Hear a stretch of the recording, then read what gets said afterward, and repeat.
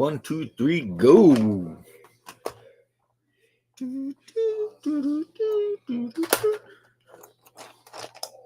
Sorry, I was thinking OK Go, which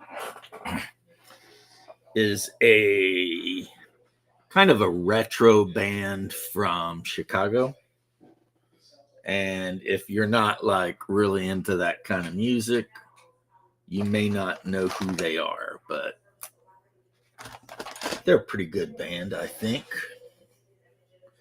I'm oh, says I'm live on YouTube. Nice. So just got off the phone with my brosum, and he is just about to cross into the great free state of Florida from Georgia.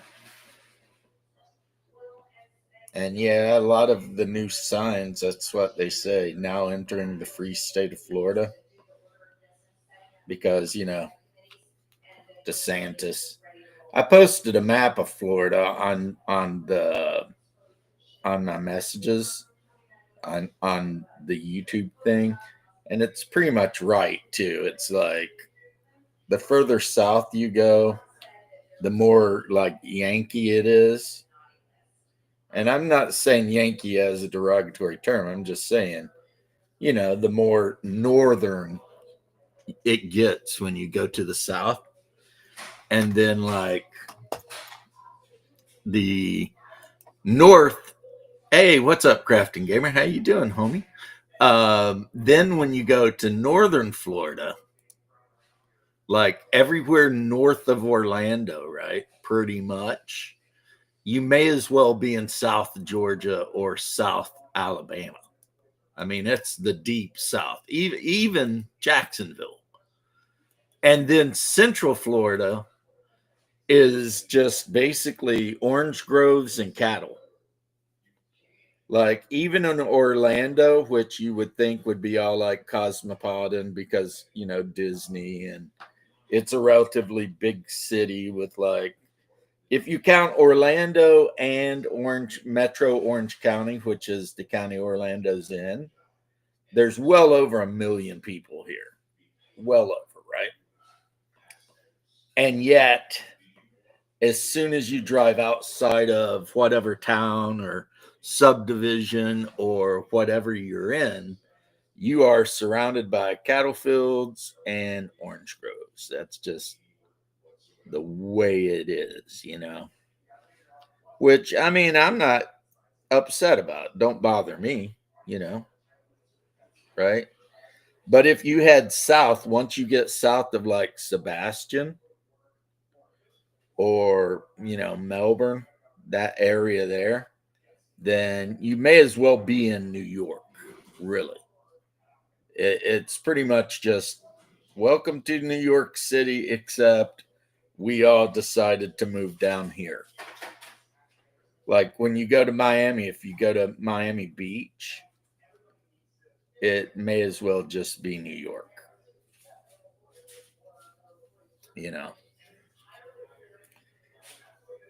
It's like we even used to have a Florida band called they were making fun of Two Live Crew. They were called Two Live Jews. And they had a song. All their songs were about living in Florida. But one of their songs was "Oi, It's So Humid," which was pretty funny, like, "Oi, it's so humid. It's like a sauna in here." It's like, yeah, yeah, yeah. That's pretty true. That's pretty true.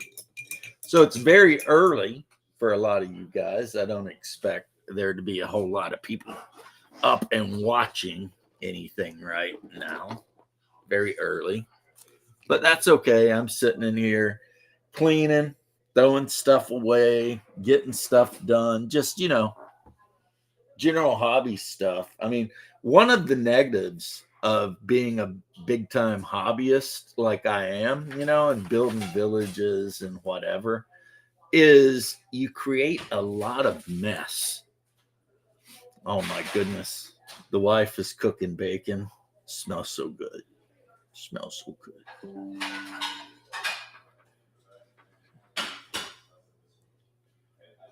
Off Grid Gamer says, say hello to the snowbirds down there in the southern North Florida. Yes, southern Florida is the southernmost northern state. And I know that sounds weird, but it is what it is.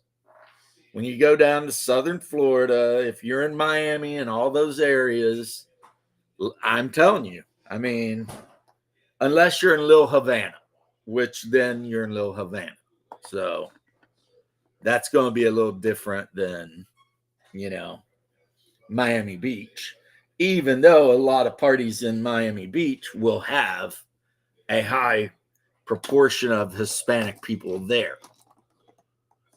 Cubanos, is mostly Cubans, but no, when you go to Miami Beach, like the actual really expensive area, unless there's like a party or concert going on there, it is like almost 100% New York Jewish people who sold their Long Island houses for like $2 million because you can. And now they're living down here in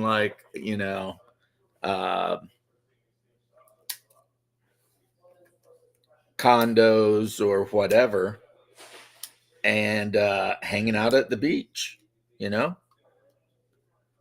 And a good side effect of that, if you're looking for a really good pastrami on rye with spicy mustard, then yeah, Miami Beach is the place to find it. You know what I'm saying? You can find a good deli there and go in and get your pastrami on marbled rye with some good stone ground spicy mustard. Yeah. No cheese. Even though they would put cheese on if you asked them to, I'm sure. But,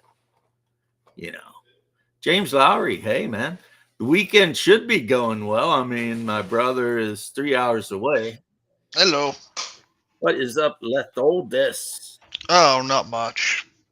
Just left oldest sitting around? Get my ass kicked in Kingdom Come Deliverance, mainly. Well, I mean, that is a very difficult game. It is.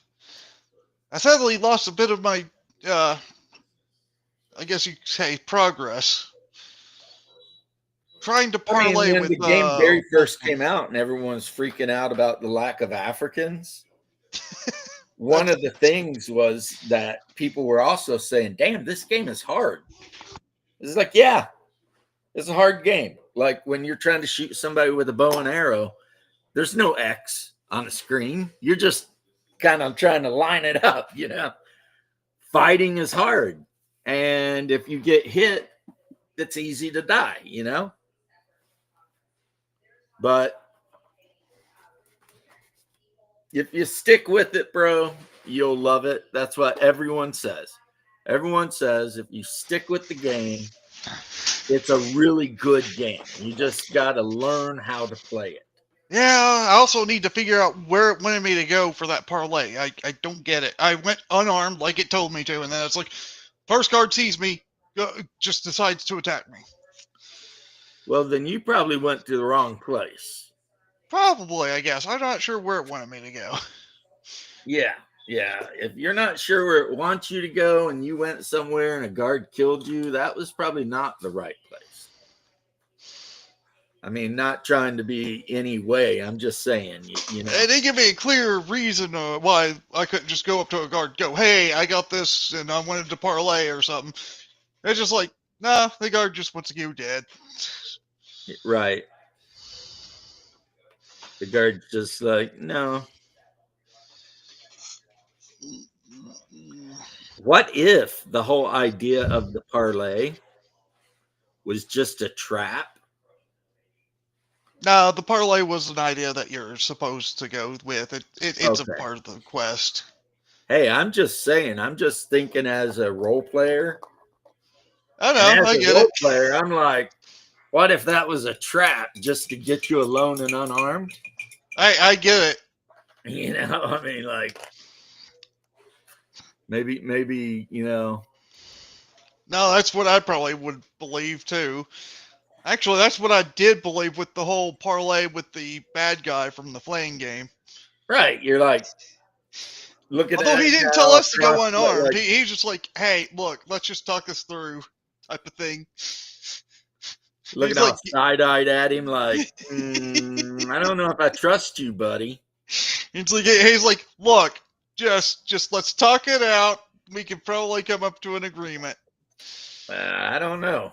I don't want to agree with you. He wanted to prove first that he could basically get at us if he really wanted to, and then it was like, "No, let's talk it through." Well, Almost had both of our characters. He almost had my character, definitely. see, I don't know. My character, well, I always play Well, fighters. So if if a I guy was put me in stupid, a he'd have me. position and then was like trying to prove how he could kill me, I would probably be like, look, I don't negotiate with terrorists. Don't negotiate. I don't blame you. So, I mean, if you want to try to come at me, come at me, bro. I'll be waiting for you, me and my army. I get it. We don't have an army, sadly, but we wish we did at that point.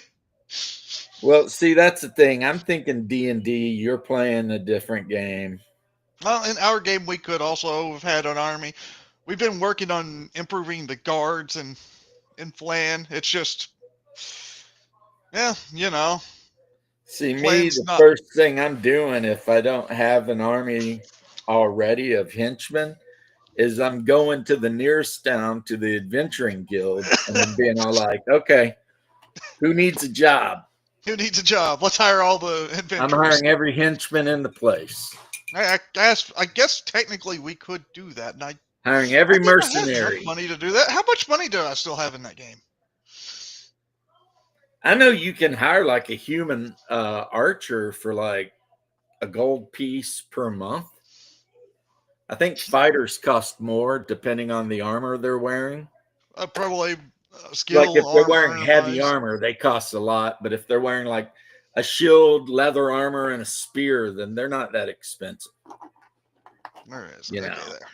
So it's just a matter of how many of them are there. How big is the city? How many mercenaries are available? You get that shit together, and then you're like, all right. Yeah, well, I do have like 2,000 gold still. So you could Ready to probably go. buy a pretty sizable army, a couple hundred men. Yeah. I mean, if they're available. I mean, they got to be available. Also, I still have like 845 silver, 6,000 bronze. Right. I don't know how much bronze are worth. I don't even know what bronze are because did I mean copper on that? Because maybe that's meant to be copper, but No, in sure. some settings, homie, they don't use copper coins. I get that, but I have like 17 copper and also 6,000 bronze, and I'm wondering if I accidentally put bronze there instead of copper. Right. That might be meant to be copper. Like in Warhammer, they use bronze or not bronze, but brass pennies, Brass. and you have brass half pennies, and then after brass, it goes to silver, which is the main currency of the game. Yeah, I Like mean all the Groschen. prices are generally given in silver Groschen is silver in Kingdom Come. because it's like most people are never going to see a gold coin. Yeah. It's just, not a thing, Yeah. like in the role-playing game Baptism of Fire, they're using brass denarii from the fall of the Roman Empire. Yeah. That's the main coin that's being used in the Slavic East, unless your character was a Varangian, at which point they might have access to silver and gold. Now I really want to play that game, man. Because the Byzantine Empire paid their Varangian guards in silver and gold. And it was such a rich empire while it existed that, you Heck, know, if I really wanted to take some money away from my business, I still had like 5,000 that I set aside for that business. see one thing that differentiates old school D&D and new school D&D is in old school D&D, people paid for henchmen. And they paid for freaking mercenaries, and they paid for, like, even if you didn't take them in the dungeon, like the last group I ran, they paid for guards To guard just their so stuff, that before they went in the dungeon, when they put their horses up, they would try to hide them, of course, the guard best they their could. people to guard their like carts and stuff Right, outside, right, which exactly. actually makes sense. I'm really hmm. So they hired a bunch of relatively cheap human guards wearing mail armor with freaking pole arms, and these guys' whole job was just to guard their horses while they went in the dungeon. And then they had henchmen that went in the dungeon with them, and the henchmen's jobs weren't to fight. Their job was just to carry loot out. Yeah, that makes That sense. that was all they did. It was like, okay, we've got all this loot here, and we You either need to need a get it good out. mage or you need a henchman to help you carry it out. Right. Well, a mage with Tensor's disc would work for Yep. sure. But yeah, so you have these guys, and their whole deal is just to carry your loot around for you. I liked how Freerun did it though. Instead of it being a Tensor's disc, you could use your magic just to float things. Yeah, Friend was cool. Also, I found that video I was talking about Freerun. The name that they give these people who side with the demons are demon posters. Demon posters. Yep. Or bug posters if you're talking about like, the Starship Troopers people. Oh, yeah. Okay, I get it. Yeah, those people are idiots. That guy was especially stupid because I mean, he was like, well, these demons should have souls. And I'm like, wait, did he not see that one scene with Thora weighing her soul against Freerin? I thought that's where he was going with this whole time. Demons, I don't think a demon would have a soul since it was created as a being of pure spiritual. Evil, I guess. But, well, in Well, Freerin they do. originally But, it would have been created as a being of just pure spiritual energy, and then it would have rebelled and become a demon. well, I mean, in Freerin they definitely have souls. That's what they have. It's like their creation was a little bit different. Right.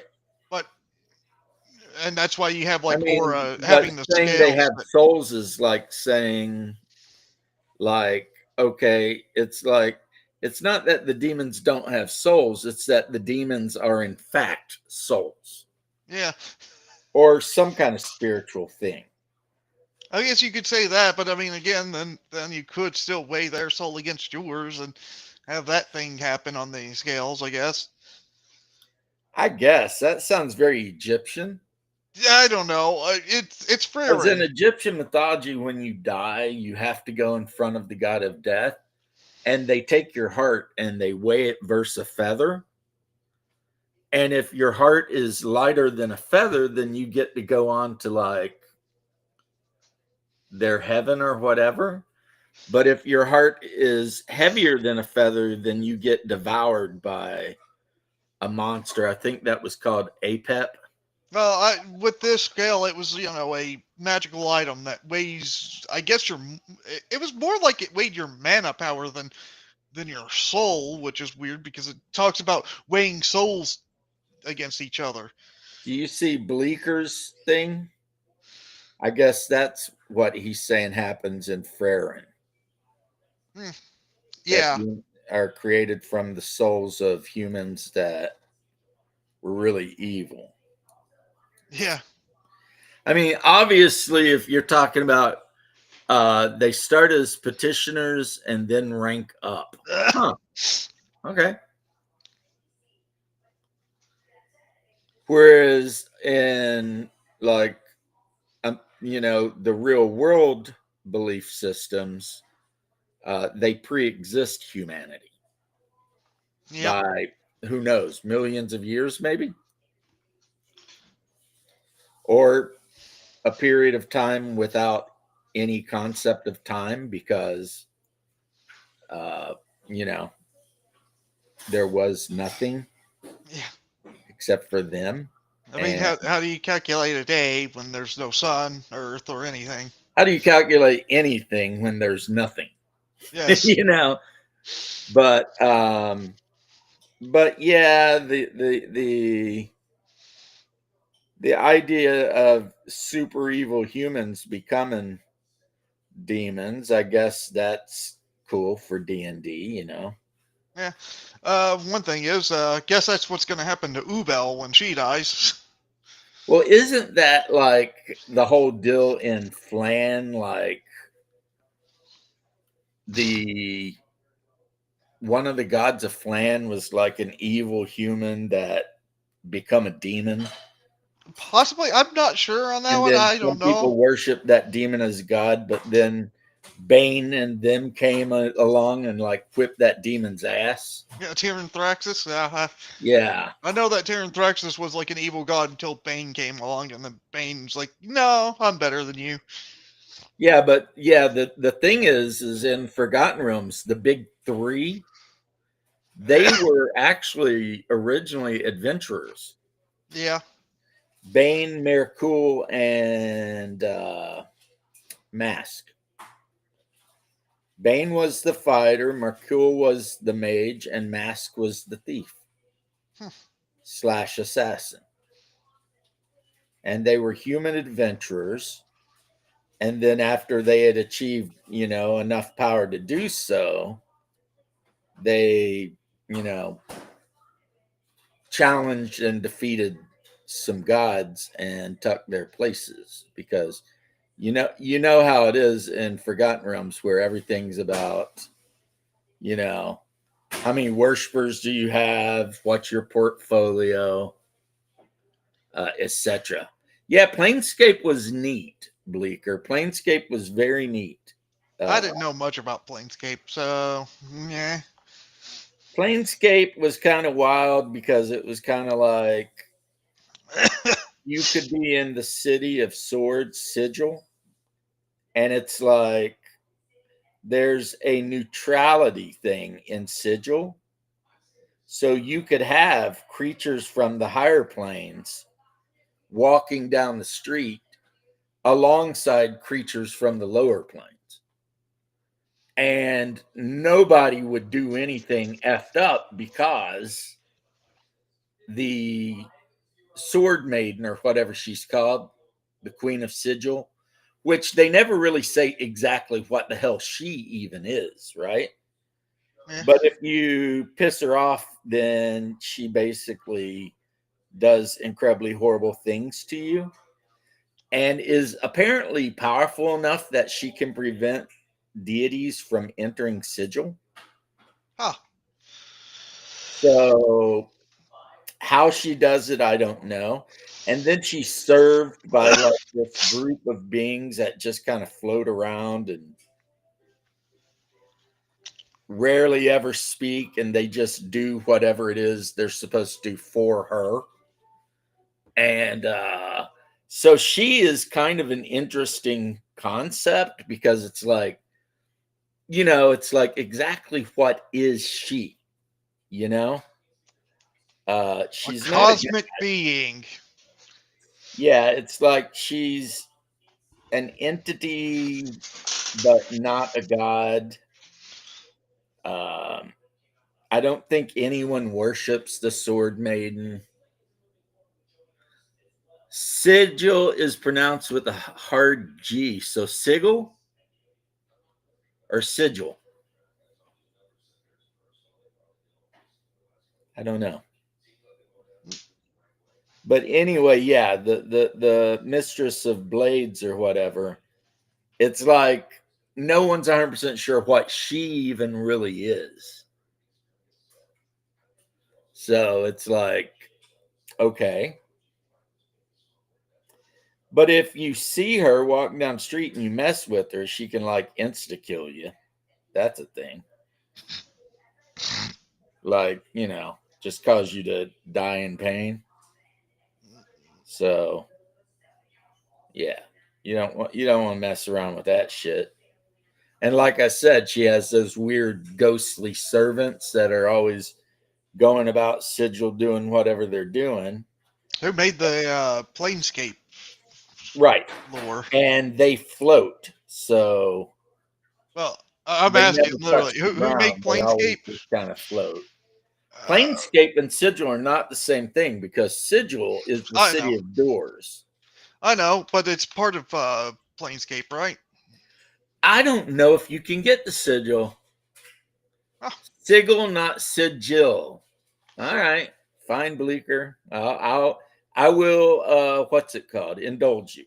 I don't know if you can use a Planescape like ship and get the Sigil. so Zeb Cook has made designed Planescape Right. during TSR 1994. Right. And it was kind of like it was like a weird setting. It had its own slang words and uh you know everything like that.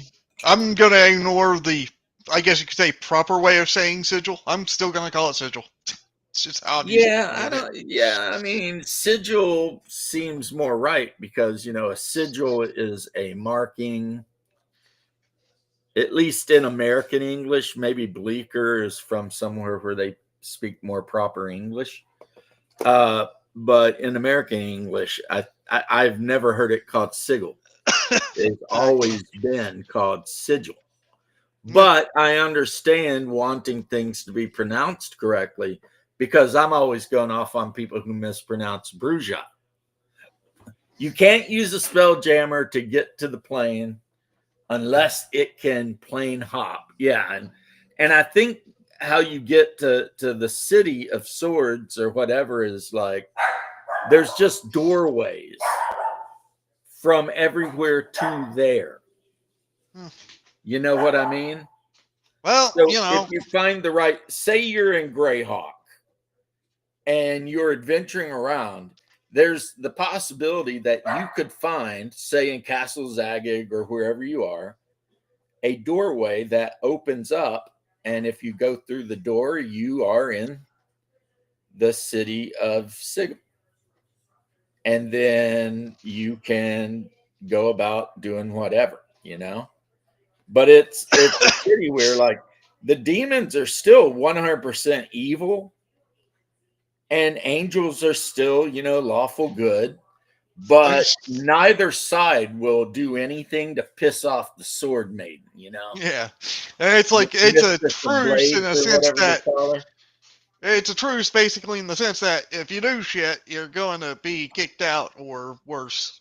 Or worse, exactly. Or worse. So yeah, there's not a lot of BSing around with that shit. And like I said, her servants never speak except there's like one that will. So it's the city of doors, not the city of symbols. Yeah, it's a city of doors. Huh? I'll wait just a second. I mean, I'll come get it in a second. Thank you for fixing it. But yeah, it was interesting. It had Like in the box set, it had like slang that would be used. Like one of them was like, don't rattle your bone box or you'll find your name written up in the book of death. And that was slang for don't run your mouth or you'll get killed. Because your bone box is your skull, right?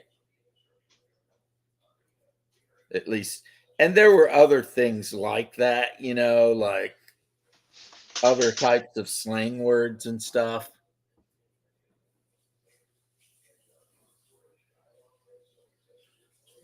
We can excuse the fact that you slaughtered 2 Yugolots before you realized where you were, outsider, but you pronounced the name of the fair city sigil, not sigil, and there can be no excuse. Yeah, see? If that's how the DM wants to run it, well, the DM is the DM, and they get to run it how they want.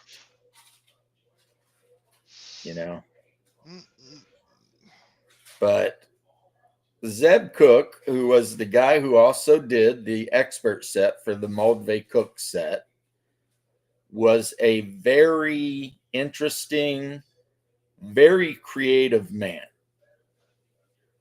And a lot of the stuff he did, while was not his creation, like the Moldve Cook set, Moldve and Cook were just editors. They were just taking what Gygax had written previously. Yeah, your bone box is, running your mouth, rattling your bone box. And editing it. And that's what I started with, which is why I have so much nostalgia for it. Some of Gygax's stories, though, were a little weird. Well, yeah, Gygax was a little weird. I mean, I know. he was into a lot of the pulp fiction of the time, Jack Vance and stuff like that. Wasn't there like a setting in Greyhawk where you could actually fight like both Thor and like the crew from Star Trek? Well, I mean, there was always the barrier peaks where you could go onto a spaceship and find like laser weapons and needlers and fight frogomoths and vegapygmies and whatever. And then with deities and demigods, you could pretty much fight any figure from any mythological story. My specific thing was, or you could be buddies with them, depending on the campaign you were playing, because there was nothing from stopping the DM from setting a campaign in like ancient Mesopotamia, and you could meet and maybe even befriend Gilgamesh and Inkle. I mean, if the characters were powerful, I mean, I'm not saying it was bad, Blake. It's just weird sometimes because I mean, I think it was because the story was like, what was the mage I was thinking of here? There was a certain mage that could, jump between realities, and he would make movies by using real magic instead of CGI or, effects, like fake effects. I don't know. And one thing is, you'd be going through this castle filled with like a bunch of different groups, like the Star Trek crew or Thor or some other stuff like that. The weirdest shit he did was probably the Beyond the Magic Mirror series of adventures, which was straight up Alice in Wonderland. Oh man, Dungeon Land, yes. Yeah, it was like a 2 or 3 part series. People think they're going to go for like this whimsical story, and then everything wants you dead. So everything wants you dead. Yeah. So you have to change your mindset from, oh, let's go see this cat that appears out of nowhere to let's kill it. Right. You're in a weird place beyond a magic mirror. Everything's weird.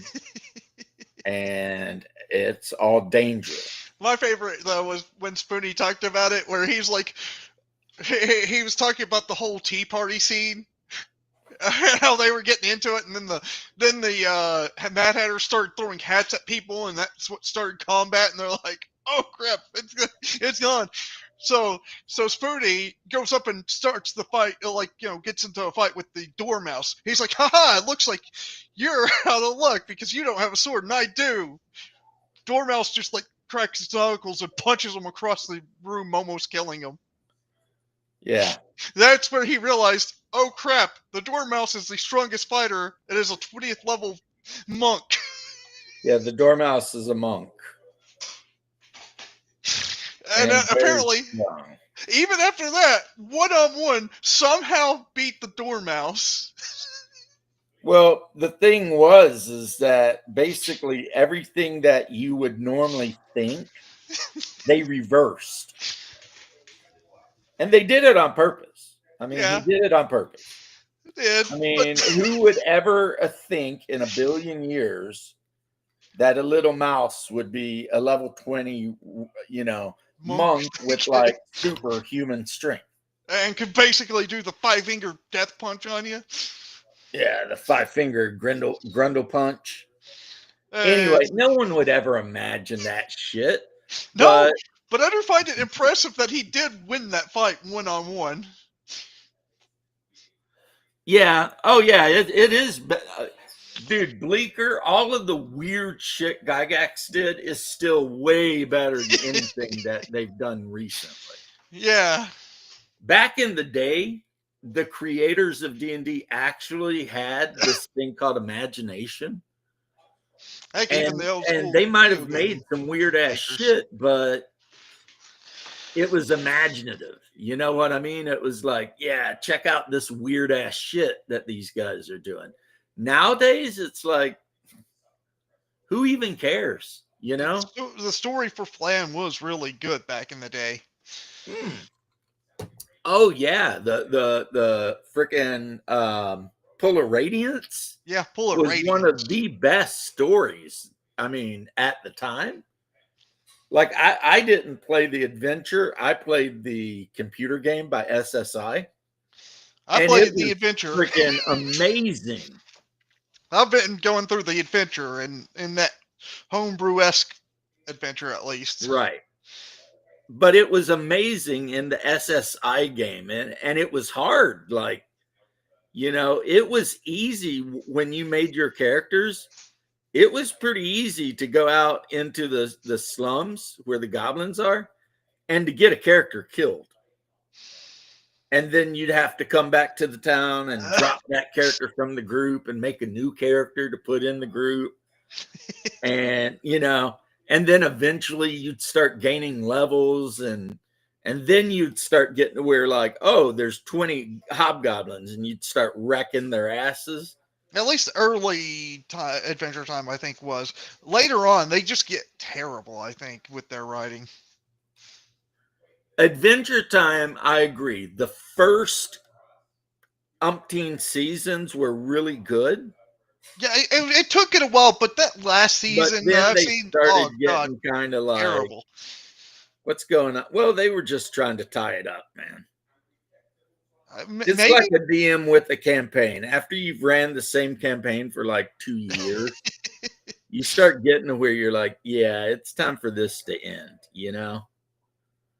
Everybody's done everything they can. I've ran out of ideas of ways to challenge you. You've defeated all the big bads on the whole damn continent. I think there was a little bit of the modern deisms that hurt it too. Well, I mean, here's the thing, though. Adventure Time took place in the far future. I know, but I mean, it's more that they changed it for the audience more than kept it within their story future. Well, I don't know about that, but I do know that it took place in the far future. I know whenever they got to the island, there was like an episode which angered the crap out of me just because of the horrible messaging in it.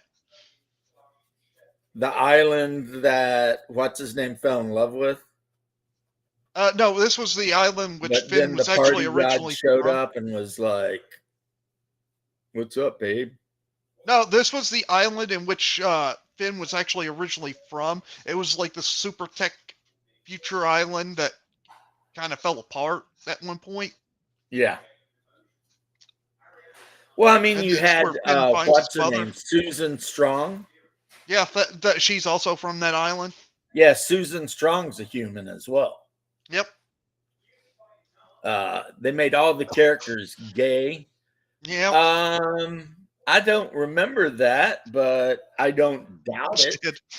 Like they took Princess Bubblegum and the Vampire Lady and put them together. I mean, I don't doubt it. I know Finn was dating the Fire Princess for a long time. Is also the gay one. Princess? Oh, Fire Princess. The Fire Princess? Yeah, that one. That's also another thing. The stupidly absurd, but then they complex. Split up, and the Fire Princess got with what's his name, the cinnamon bun or whatever.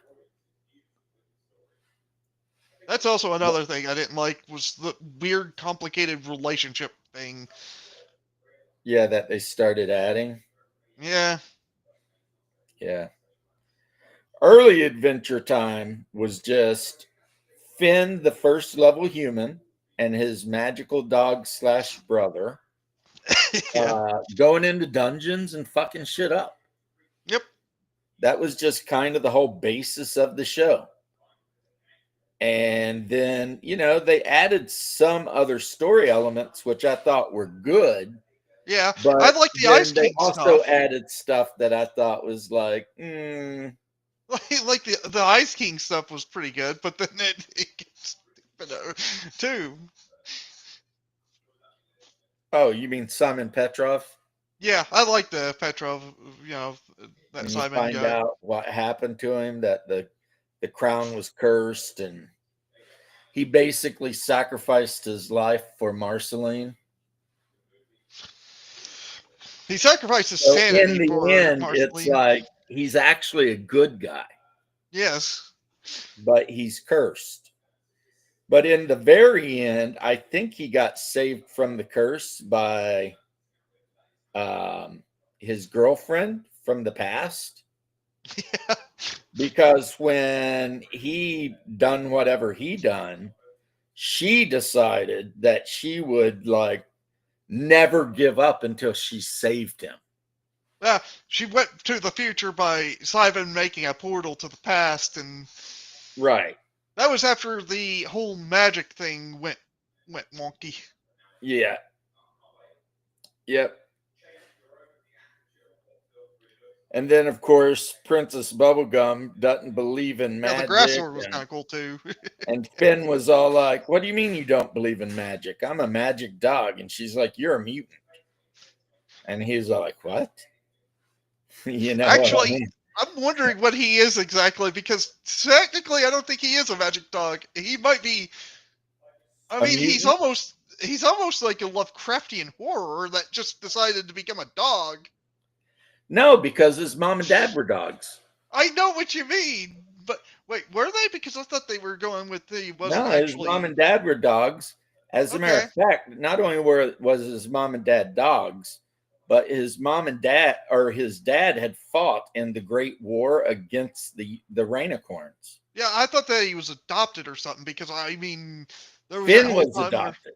Yeah, I know Finn was, but Jake was not adopted. Jake has Jake was not the oldest brother. Jake had an older brother who ran off to do other shit, and you just never heard about him.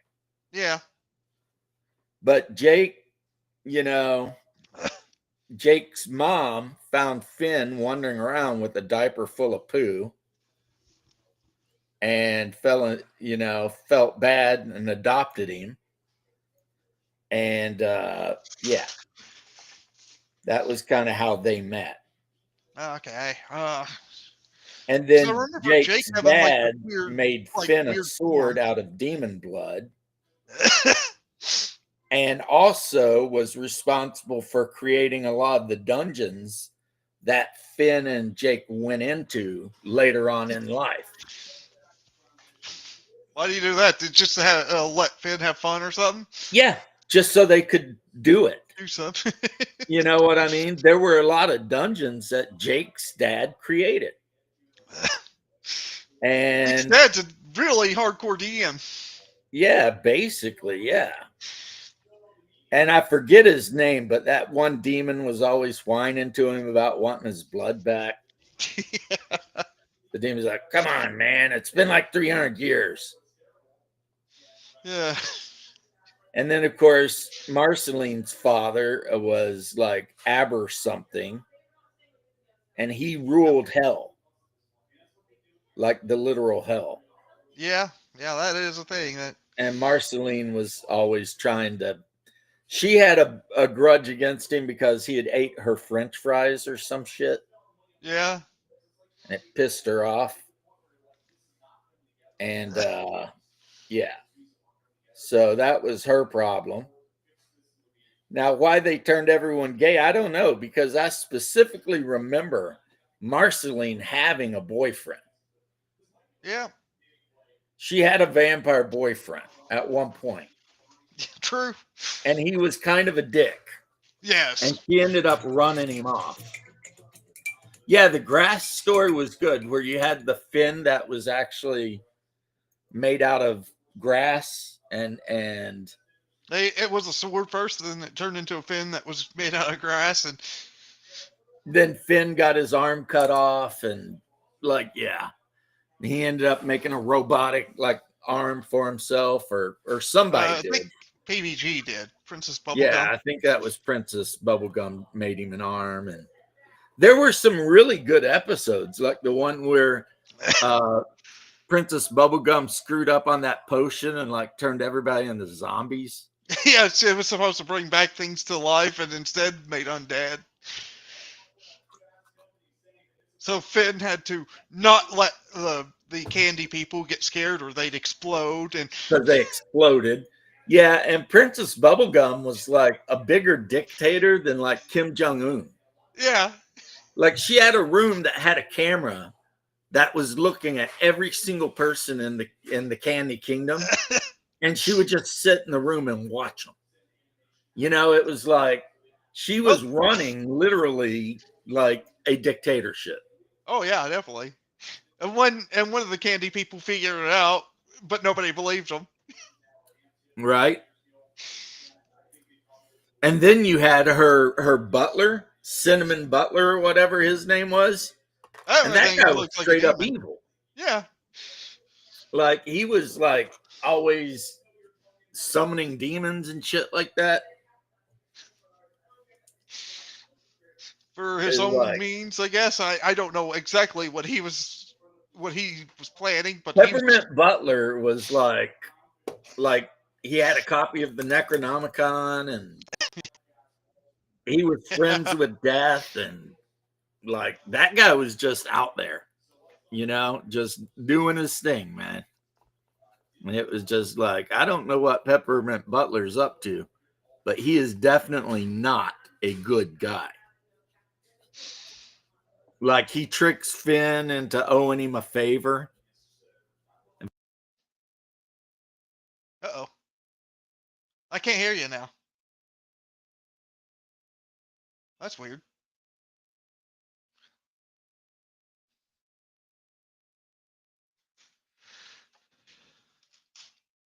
It's just.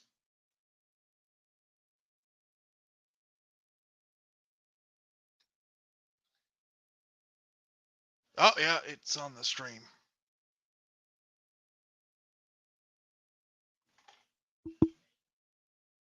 We can't hear you.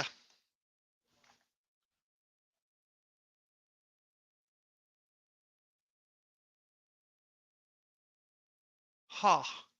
Still can't hear you.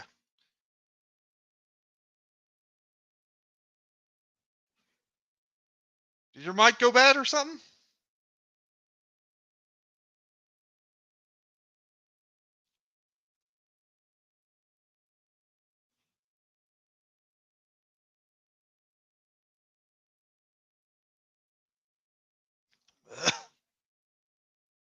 um.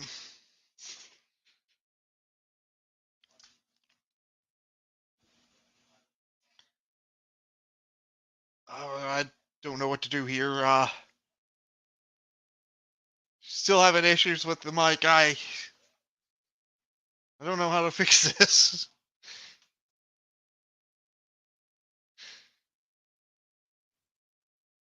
Don't know what could be wrong. Nope. And then if I hit that, There it goes. yeah, something happened. I had to plug. You know, I had to pull the IT trick. You know, plug it Just back in. unplugging it, plug it back in. Yeah, Yeah, that's sometimes just what's just needed. I don't know. I think the mic's working fine. It's all on you now, Lithotus. Entertain us. Yeah. Are you not entertained? Are you not entertained? I can't believe they're redoing that movie. Don't watch it. It's One. gonna be crap. And two, the guy they chose to play the gladiator. It's probably gonna be a black woman. No, it's Pablo Pascal. I don't know who that is. I am so sick and tired of Pablo Pascal. Well, look, just don't watch it because it's gonna be crap anybody. It's going to be Everybody crap knows. anyway.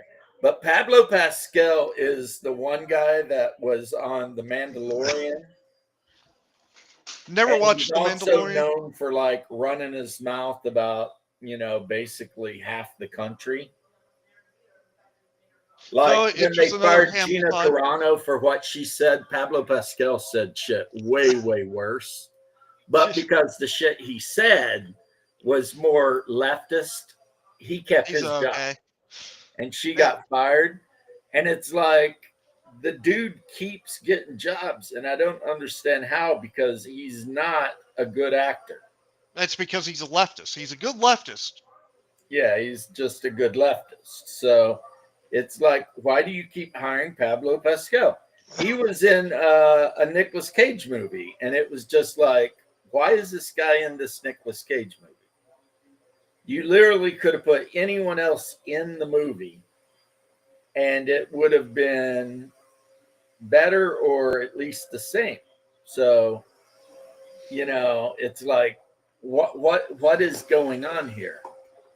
But anyway, I don't want to turn this into a political whatever, but it aggravates me, And it's like, Pablo Pascal, really?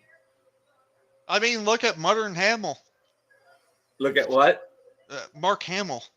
And how Well, he Mark is. Hamill has lost his freaking brain. I don't know what happened to that guy. Brain rot.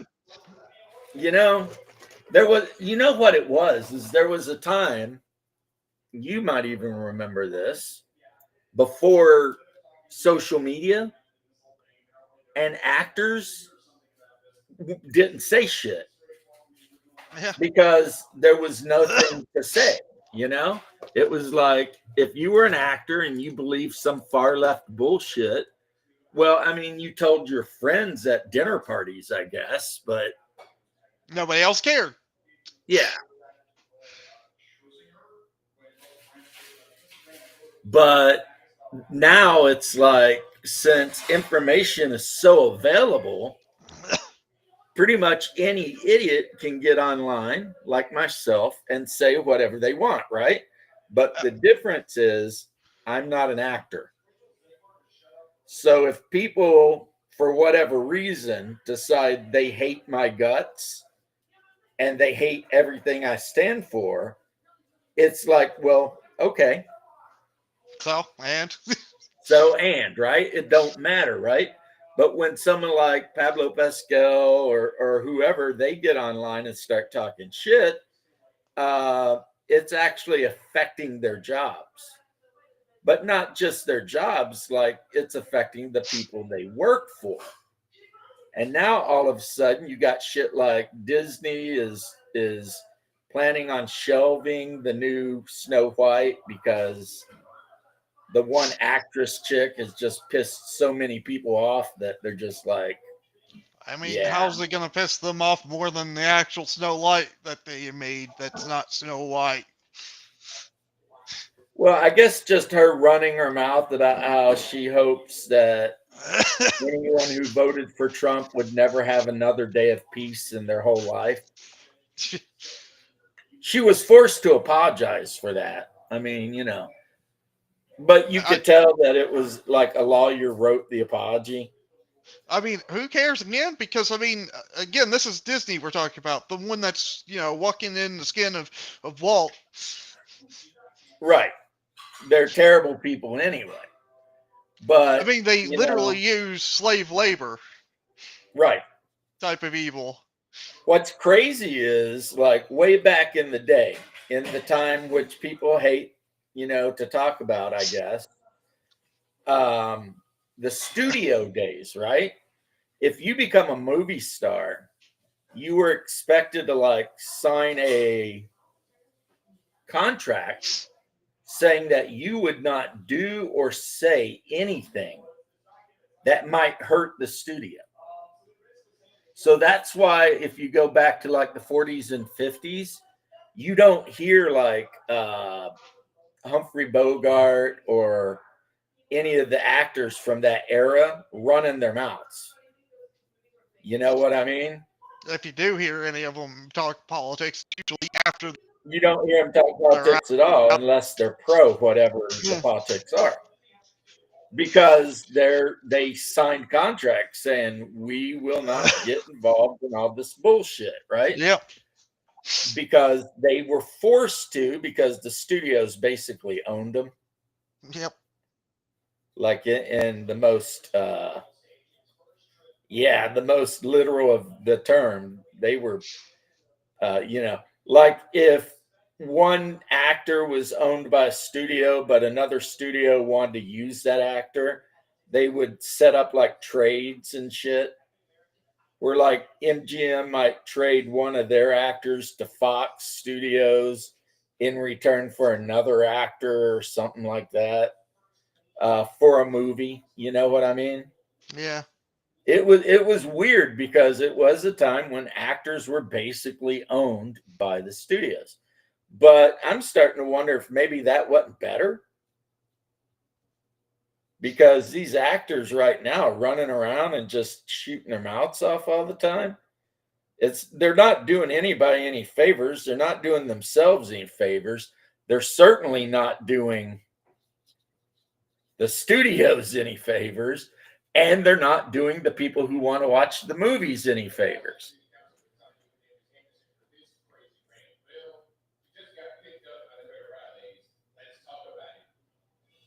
Yeah, none of them are like they used to be. I mean, there is no one right now because of social media. I would agree, Bleecker. There is no one right now that is like a Humphrey Bogart. You know what I mean? Like you're not going to get any new Nicolas Cages or any of that either. No, it's over. It's done.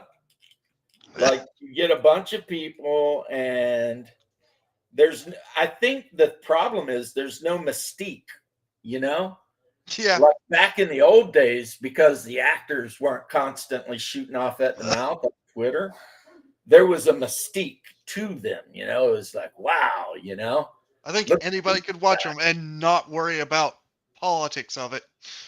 Right.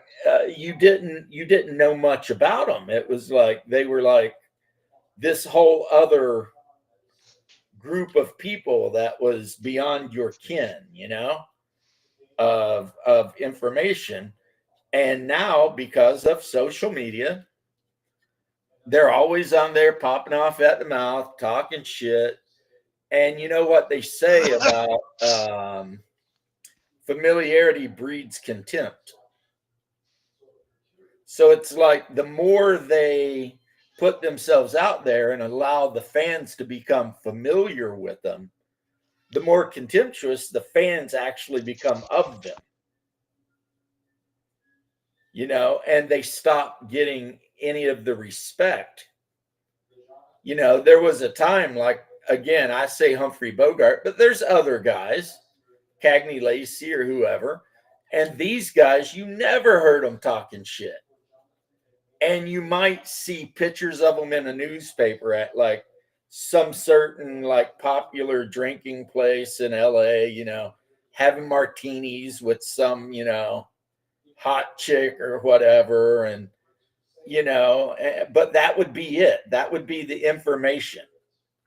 It'd be like Humphrey Bogart shows up to the Diamond Club with date, and that would be it. And even when a lot of them were gay and people knew they were gay, according to the contract, they couldn't tell people they were gay.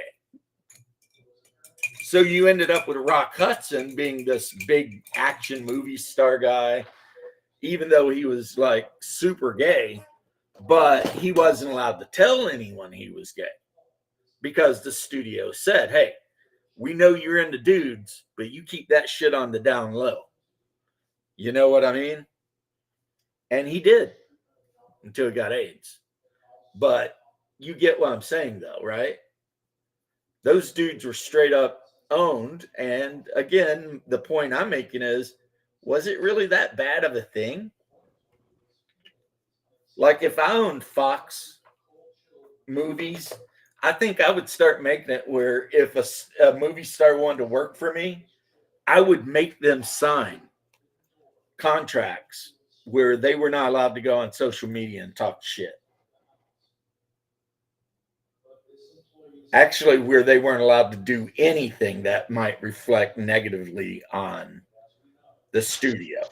And if they weren't willing to sign the contract, then you know what? I'll find another actor. You can always make your own actors. Right. There's a ton of people that come in to LA every day looking for that big break. So I would just say, okay, fine. It's not like being a professional pretender is the hardest thing on the planet to do. Most of the people who get that job get it because of nepotism. A lot of the actors are just straight up nepo babies, Yeah, remember Sandlot? Oh, I love that movie though. Yeah. But yeah, a lot of them are nepo babies. I actually watched somebody's review on that one, mainly the Nintendo Nerds one, Angry Video Game Nerds one, and he's like, I always keep getting that one mixed up with another one. It's like I always think that the ending had like these like the most dark stuff in it, and actually it doesn't. No, it's like the one guy goes on to play baseball. Everybody's like somehow has a super pretty successful. Good ending, They're all like pretty happy. But apparently he keeps on getting it mixed up with another movie that does the same kind of ending, and it's like this guy. Yeah, the other movie that does the same kind of ending is Stand By Me. Yeah, Stand By Me. That was it, because it's like this guy just walks into a restaurant and gets stabbed by two other guys. Yeah, he was trying to break up a fight and he ended up getting stabbed. Yeah. And he died. And then, this happened and this guy, and it's like a lot of it's pretty bad, right? Yeah. So-and-so died in Vietnam, and, and it's like, damn, So he actually like edited it to make that scene, like that background into the Sandlot. It's just. But in Sandlot, like the nerdy kid that like pretended to drown so that he could kiss that chick, they ended up getting married and having like 12 kids or some shit. Yeah, I know. But everybody in the Sandlot, all of them had like really good endings. Like all are super successful at everything somehow. Yeah, they all, I mean, like the main character, he never got to be a baseball player, but he got to be a baseball announcer. I mean, I find that funny because, I mean, for most of the story, I think a lot of it could be, like, really relatable to everyone, except for the very end, where literally, everybody's super successful. Well, I don't know. If The Sandlot had starred me, then at the end of the thing, it would have been like, James went on to join the army, served a couple tours in Iraq, and then came home and become a firefighter.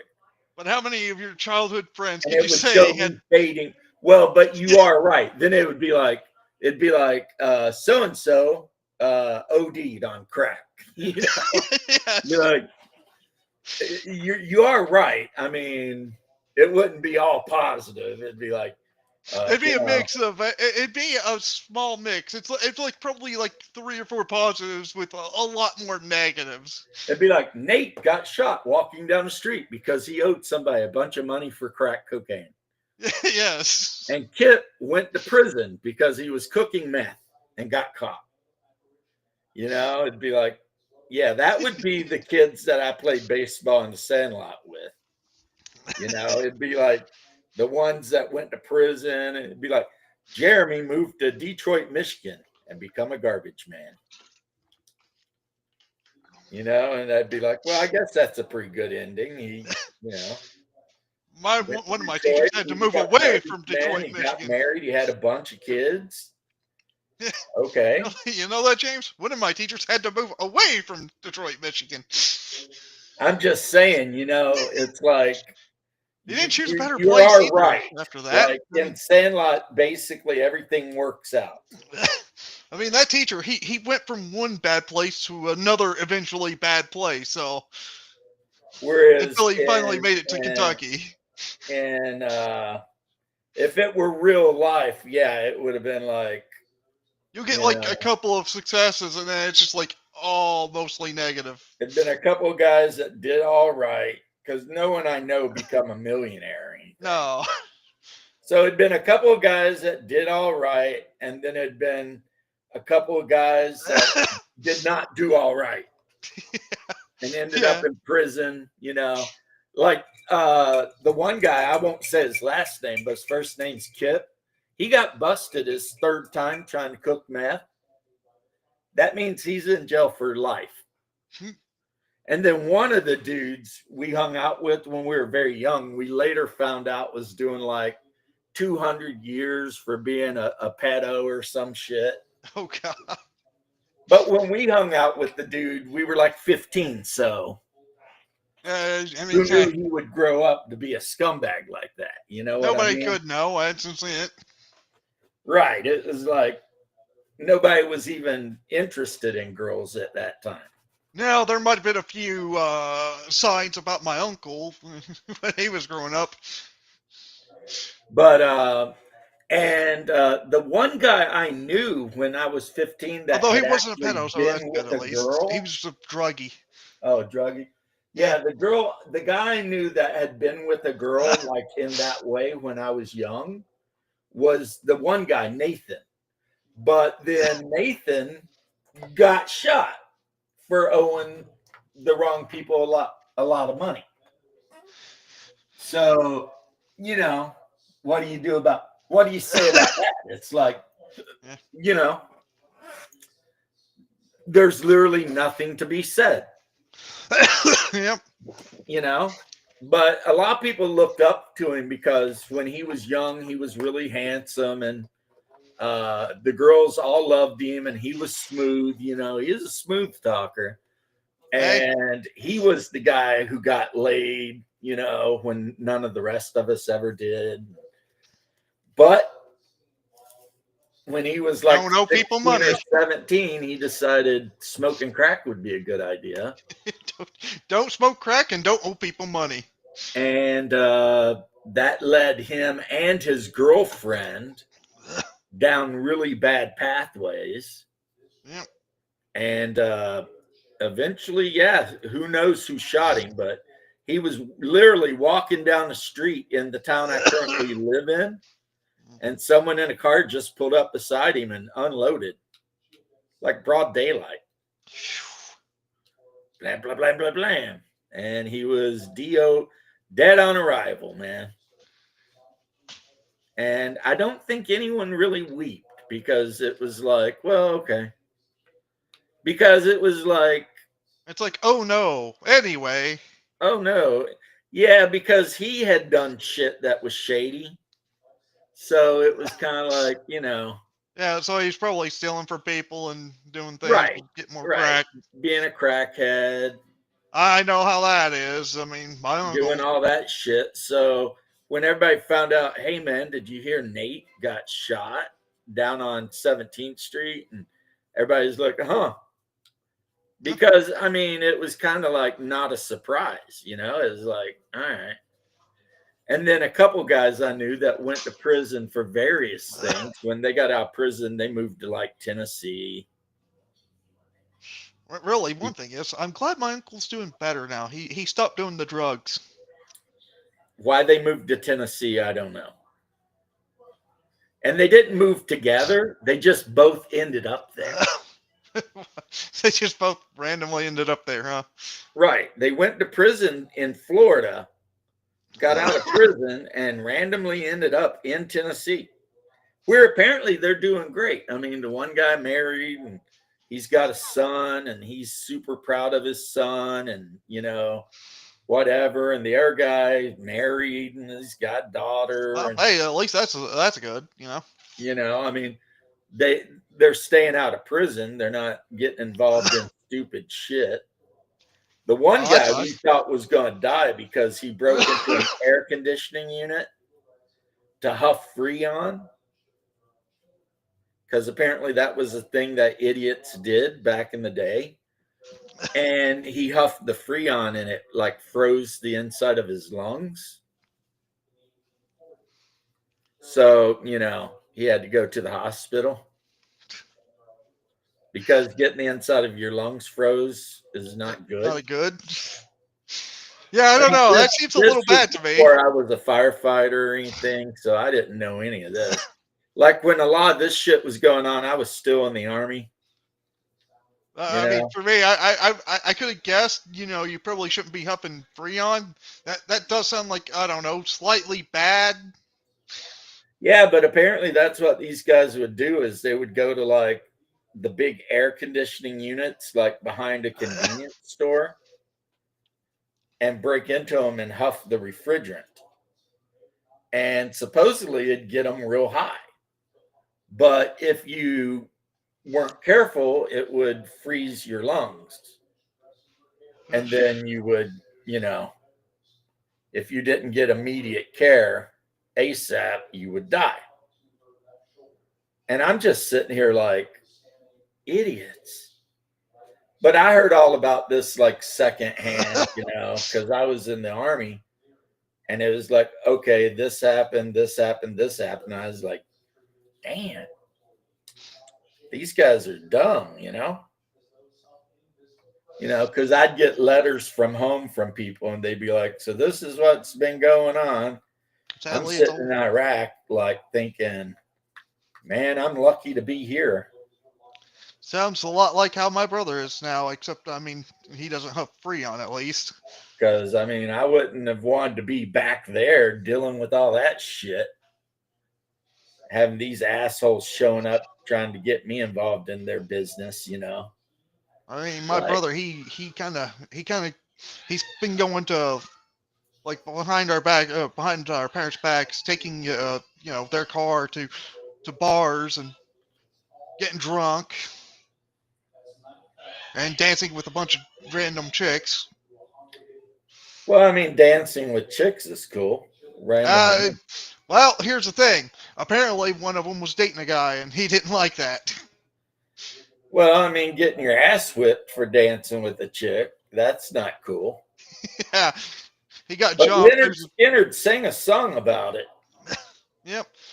It's called Give Me Two Steps. Yep, I know that one.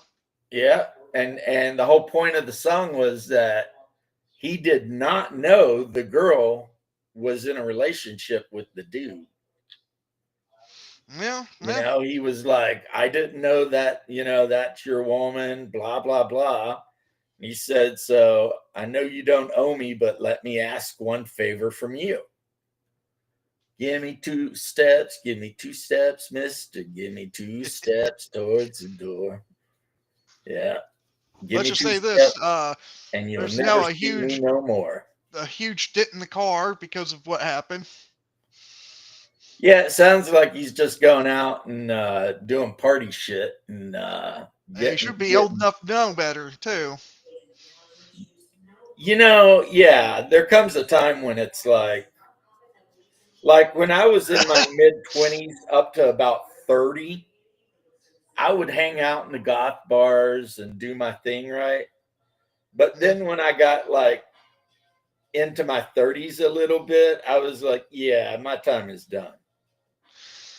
Because you don't want to be the old guy at the club. No. It's just embarrassing, And I was like, I am not going to be the 39, 40-year-old dude.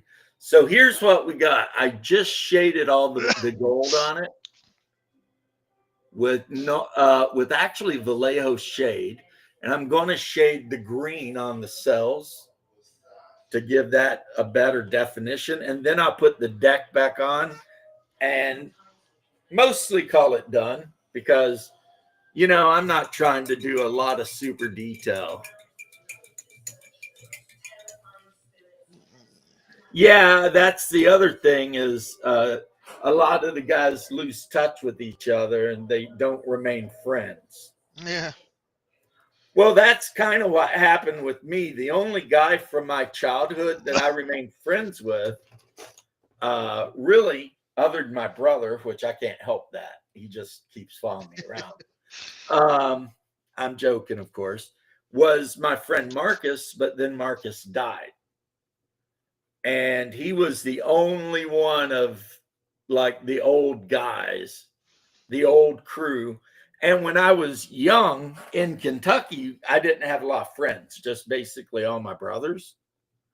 But when I came to Florida, because of where my mom lived, I had a lot of friends because just on the block that we lived on, there was like 12 kids my age, like guys, not counting girls. So it was like, super awesome and easy to, run around and meet other people and be like, hey, let's go play baseball or whatever, it was like that. I guess you could say my time for interacting with people were back in the day when we went to like the drive-in theater. Yeah, see, like I said, when you grow up in a city type area where, They play football like there. I said, there's The game. 12 plus people For on the your movie. block. We didn't have that. We were sitting on nowhere. And so you all, whether you like each other or not, you all kind of become friends and you hang out and you play football and baseball and, run around and whatever because you're like 14 and that's what you do. You ride your bikes all over town, together and whatever. I would play football with the groups that would start up in the little movie, like drive-in theaters. They did that a lot. Yeah, but then the problem was that when we got older, we started drifting apart because, you had some guys that quit school or Yep. Started getting in trouble with drugs or whatever. And, some guys like me, I knew when I was 10 years old, I was joining the Army. It was just a matter of time. You know what I mean? Yeah. I knew. So, like, I wasn't going to do a lot of shit to try and ruin that. And, then about half of the kids I grew up with in the mid 80s when crack was a big deal become crackheads, and it was like, wow. Whereas I was always straight edge, really. I mean, sometimes I might drink a beer, but I would never do drugs of any kind. I was not much of a fan of drugs either, even the ones prescribed to me. Right. So I avoided a lot of that shit.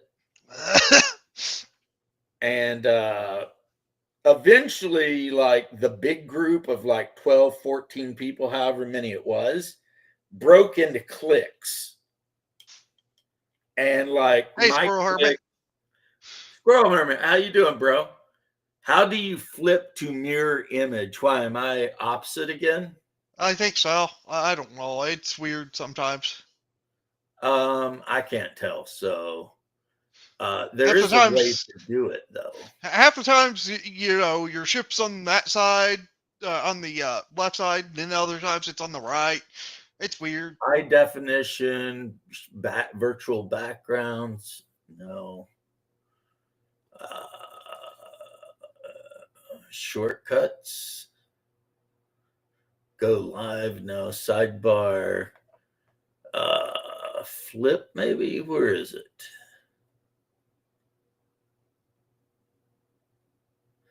Yeah, we had an issue earlier where like everything went like crazy. So Yeah.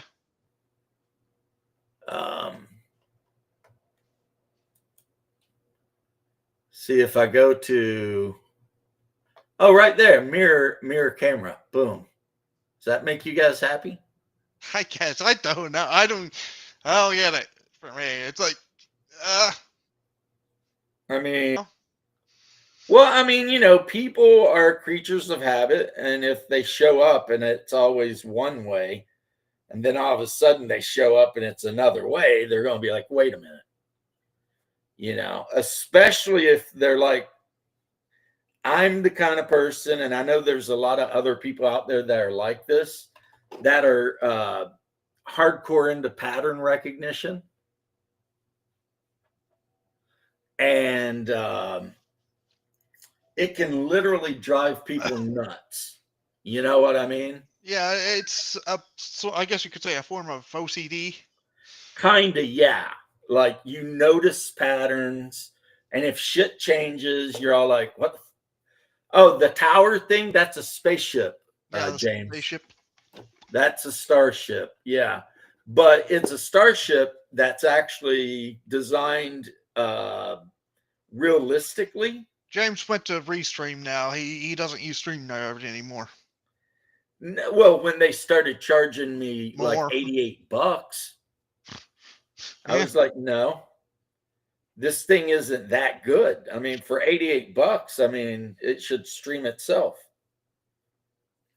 and just make me good content, and I shouldn't even have to worry about it, right?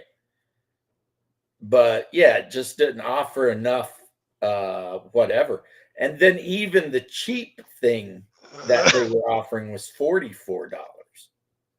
And I'm like, $44. I mean, no, no, no. It's just not that important to me, That's a lot of money. I mean, that is more money than this model I'm painting cost by a bit.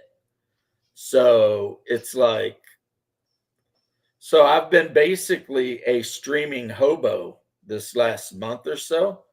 I've been using the Restream free stuff, YouTube streaming once or twice.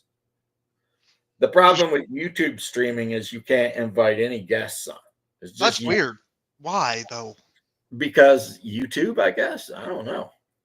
Yeah, YouTube's just kind of crap. Maybe what was it? Rumble does that. Is better. Maybe. And I do have a Rumble account, so I do. I've been trying to move all my videos over there, but I don't know. 2 went and the rest wouldn't go. yeah, a lot of times I put videos on Rumble that I've made on YouTube. I'm just Like a lot of the videos I deleted are still on Rumble. Yeah.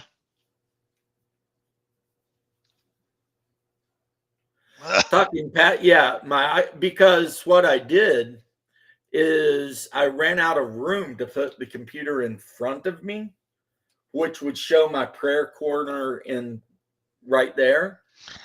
And I started putting my computer on top of my printer, which is just sitting here with nothing on it.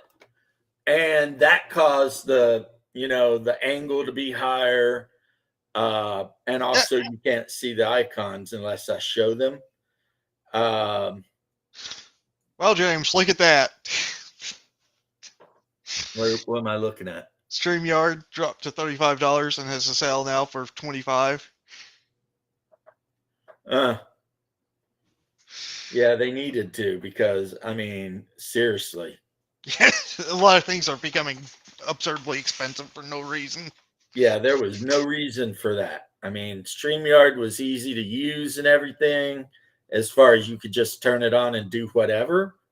But at that price, nah, kiss my ass, you know. You know how I used to make my videos? How? My laptop actually has a program that can record from the screen or a camera. And I would record in Movie Maker or whatever it was, Yeah. and then just take that program and upload it to YouTube. Yep. And that's what rather have a bottle in front of me than a frontal lobotomy. Yeah, I don't drink, and I had a doctor's appointment Thursday, and they're pretty happy with me. And then I had the dentist appointment Friday, and they were really happy with me. And that's always good when you go to the dentist and they're like, damn, your teeth look good. You're like, thank you. You know, because I need that external validation. And, you know, because it sucks when you go to the dentist and they're like, damn, dude, what's going on here? You know, you've been chewing on pennies or something. I mean, your teeth are all jacked up. But you've been eating lead weights out of your fishing kit. No, It would not be good for you, because then you'd get lead poisoning, and that can just make nails.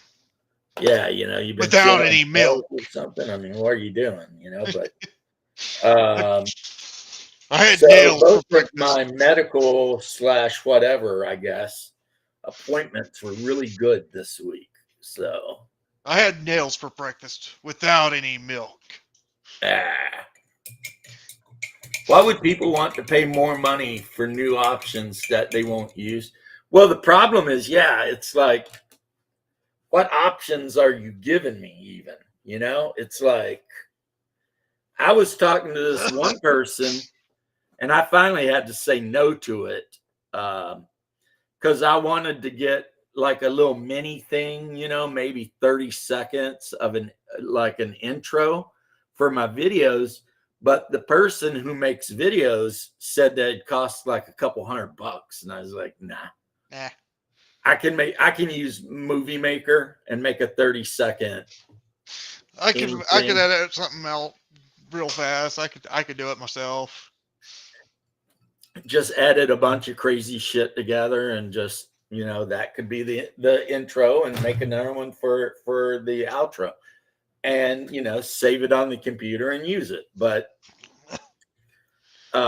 you know, and I'm not even like talking smack about the person, because I understand that kind of work is probably expensive, but I just ain't got that kind of money, especially not this time of the year. You know what I mean? I got a lot of young relatives that expect Christmas presents, and you know, that's got to be the priority. So I put the deck back in it, and there we go. That thing is pretty much ready to fly the skies of Talislanta when it's completely dry. Well, James, what are your thoughts about aircraft or like airships in D&D?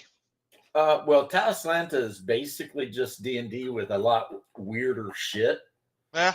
So my thoughts are, if your campaign world is all about it, like you're playing Forgotten Realms, then yeah, flying ships, totally cool. Well, to be fair, our campaign, flying ships technically exist, but you'll never see one. They were a dwarven invention that just kind of disappeared after, their fall. I don't think the cold weather will ever kill off the diseased wildlife that you're talking about. Now, possums, I've never heard of a possum being diseased. I don't even know if possums can get diseases. I mean, I'm guessing they could. It should Raccoons, on the other hand, I've heard of raccoons. They're always diseased. They're known for rabies. Yep. Now, if you have a pet raccoon, you can now get shots that will make it where they don't get rabies. Used to, you couldn't, because if you gave a raccoon a rabies shot, it just killed it. Because just, they were natural carriers and shit like that. So, if you gave them a shot, they just died, right? That's not the case anymore. They have shots. You can give them to raccoons and it won't kill them, and it will keep them from getting rabies. However, I don't think anybody's wandering the hills of Kentucky, capturing and giving rabies shots to raccoons. You missed the Epic House Lanta Kickstarter. Well, I mean, you can get the PDFs, and which I have, but I got them free because of the Kickstarter. I don't know, James. And maybe I should really go. Good. And as a matter of fact, even though they recently sent me the player's handbook, I end up using the PDFs more now because I have a bigger laptop. So it's convenient, It's not much bigger than a game book would be. And being able to do like searchable pages and shit like that. PDFs are very convenient. Very convenient. So that's the thing.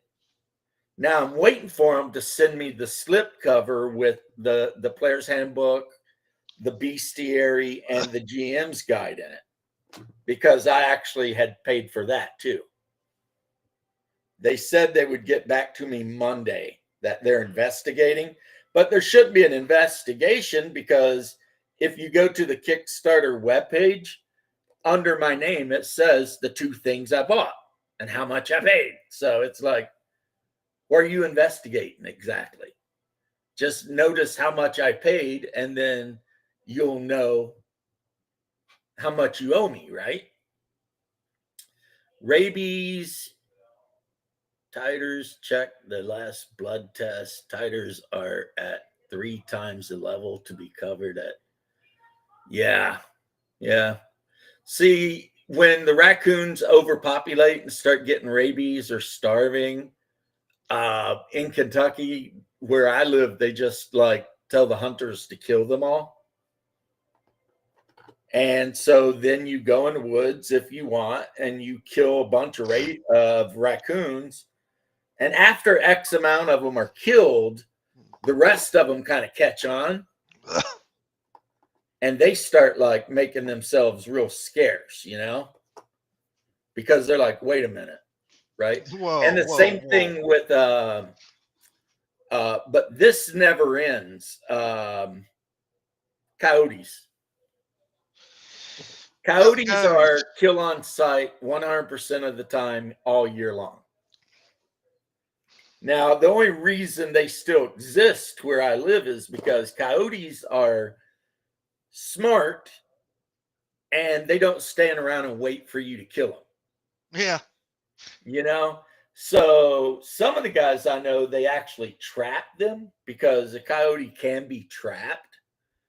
But then recently, one of the guys I know got a infrared scope, and he mounted it on a 270, and he just hangs out and shoots them all night.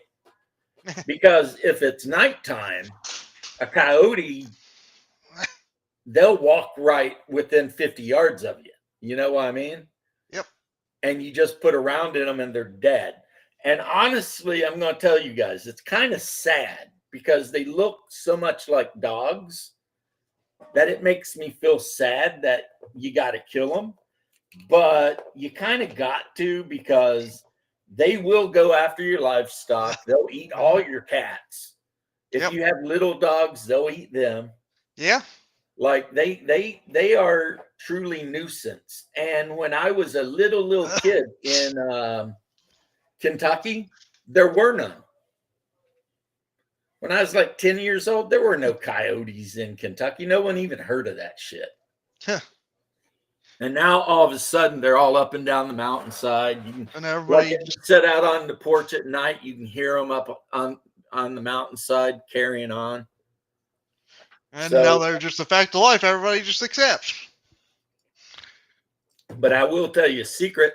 If you got livestock Do not put dogs in to protect the livestock. Get a donkey. Buy a donkey. Donkeys will kill a freaking coyote as soon as look at it. They hate them. Yep.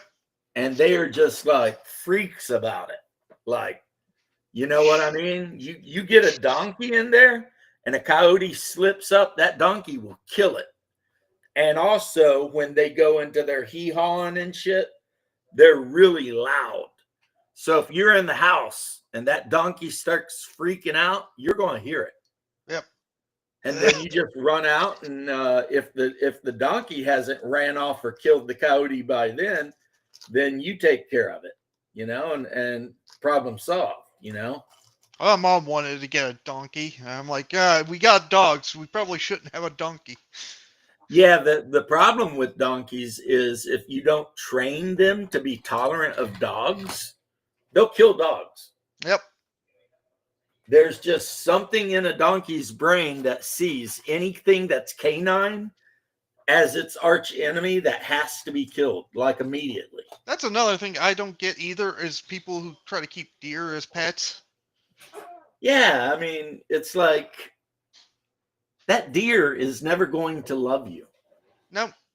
Because it doesn't even really, it doesn't know enough to be like, I love this human. Like, you know, it's like trying to keep a sheep as a pet, right? It's like the sheep is too stupid to realize it's your pet. And that might be sad to say, but it's just a fact. They're just not smart enough to know they're your pets. Sheep. The only farm animal that makes decent pets is pigs and hens. Like a hen, chicken will make a good pet. I didn't know because that. they something about a hen, they will just love you and follow you around and whatever all the time. Which is why I have recently, in the last like 5 years or so, I used to own parrots. As a matter of fact, I owned an umbrella cockatoo, and he was a big bastard. He was like at least a little bit over a foot tall. And now I have got to the opinion that no one should own a parrot. If you want to own a bird, go out and buy yourself a standard, average, everyday hen. And that thing, if you raise it from a baby and pet it, it'll follow you around like a little dog. It'll want to sit right next to you all the time. I mean, as a matter of fact, they can get to where they're almost annoying because they just want to be near you all the time. And it's like, hey, you know, it's a little hen. It loves you. Or at least, I don't know what it thinks. Because it's a chicken, and chickens are dumb, you know. They're basically what's left of the dinosaurs still alive. So who knows what the chicken's thinking, but I'm telling you right now, it is a much more humane thing to own a pet chicken than it is to own a parrot, an exotic pet parrot that should never have been taken out of the jungle. How about an iguana? In Florida, dude, they pay people to kill them.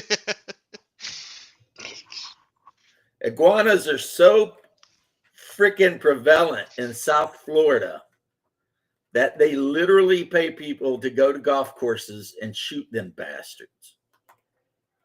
Because they, like iguanas, they dig burrows and they dig everything up, and you know, you're out here trying to play golf on the, you know, again, we're talking South Florida, so places where there's a lot of money. I can tell you why you didn't have a stray when you had a burro.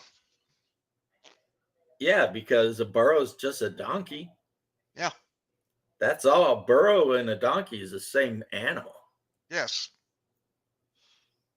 I mean, you know. may put But up with the farm dogs. It's not going to put up with other strays. yeah, if you get a smart burro or donkey, a smart one, it will, you can train it to where it realizes that your pet dogs are not its enemies and it won't kill them. But some of them, no F's given, man. If it looks like a canine at all, they are coming for it. And those ones you want to leave in the pen and make sure that your pet dogs know better than to go into that pen. Because the sad fact is, if they go in that pen with that donkey, That donkey's killing it. that donkey will kill it if they don't get away. You know, that's just how they are. And then the other thing that donkeys will do is, let's say you've got a bunch of goats or sheep, the donkeys will like start thinking that the goats and the sheep belong to them. So they get real protective because they're like, That's my sheep. These are my sheep, you know, and if a wolf or a coyote tries to get in there with them, that donkey's like, oh no, buddy, you don't F around with my sheep. Yeah, they're crazy, dude. You can find on YouTube, I'm not going to look it up, but on YouTube, there's a video of a donkey killing a hyena because the hyena got into some farmer in Africa's property where the guy had, I guess, a bunch of sheep, and he had donkeys in there with the sheep, and the donkey just beelines this freaking, breaks its neck. The donkey bites this thing on the back of the neck and starts slinging it and breaks its freaking neck. It's like, yeah, you know. But then a lot of people love a donkey. I mean, you know, the old mountain men, they didn't own horses. They owned donkeys. Like if you ever watched Grizzly Adams, that old mountain man had old number 9 because it was the 9th one he'd owned. And he liked his donkey, you know, because the donkey doesn't, donkeys can eat things that a horse won't eat, and not won't, but can't. And they're just tough little animals, you know, donkeys are just tough little animals. So yeah, there is that. They're tough little animals. So me personally, I am a huge fan of them. And the property where my mom's horse is, there's donkeys there. And the donkeys leave the horse alone because that horse, as I've said before, is mean as shit. So, you know, the donkeys can get near it, but they know better than to like try to flex on that horse because the horse is a lot bigger than they are. Hey, and John, if they try to flex on that horse will kick the shit out of them. John Galt, salute, sir. How are you? So salutations. Yep. Last time I checked, my brother was in Valdosta, Georgia. They had stopped to grab some lunch. So they should be here around 3:00. Oh my God. Yeah. You and I've been bullshitting around for like an hour and a half. Yeah, I will soon have to need to be off. I need to find something to eat soon. I'm hungry. Yeah, my wife cooked me a bunch of bacon. I might just have to fix myself some rice or something. Yeah. So I can either just eat the bacon, or I could make a bacon and turkey, and I could make a club sandwich with the bacon. It sounds like dinner will be around 8 for me tonight. Or I could cook an egg and have a fried egg with bacon. FYI, one of the ammo surplus companies has 7.62 by 5.4. Damn. That's not bad 69 price. cents a round. I no longer own a Mosin, but that's a good price. I'm still not going to buy it. I do have a Mosin, but my Mosin's probably just going to be a wall hanger. I mean, they're cool rifles, Yeah. and before they got popular, you could get like spam cans of Mosin ammo for like $100 plus, like Yeah. around 100 something bucks. Heck, you used to be And a able to like spam can would have like 1,400 rounds in it. you used to be able to like buy like a case of like Mosins for like a few $100 or something. We did. At the fire department, we all pitched in and bought a case of Mosins, and it was like $350 for 6 of them. Yeah. It's like, because we were all like talking about all going hunting together, and a lot of the guys didn't have rifles. So they're like, well, we don't own rifles. So what are we supposed to do? So then one of the guys looked it up, and he's like, you can get a whole case of Mosins for like nothing. Angry Tabletop Nerd. Don't forget to leave a like for good old. How are you doing, my brother? I hope you're not freezing to death out there. I know it's nice and chilly, unless you love it, in which case, yeah. See me, I love cold weather. Man.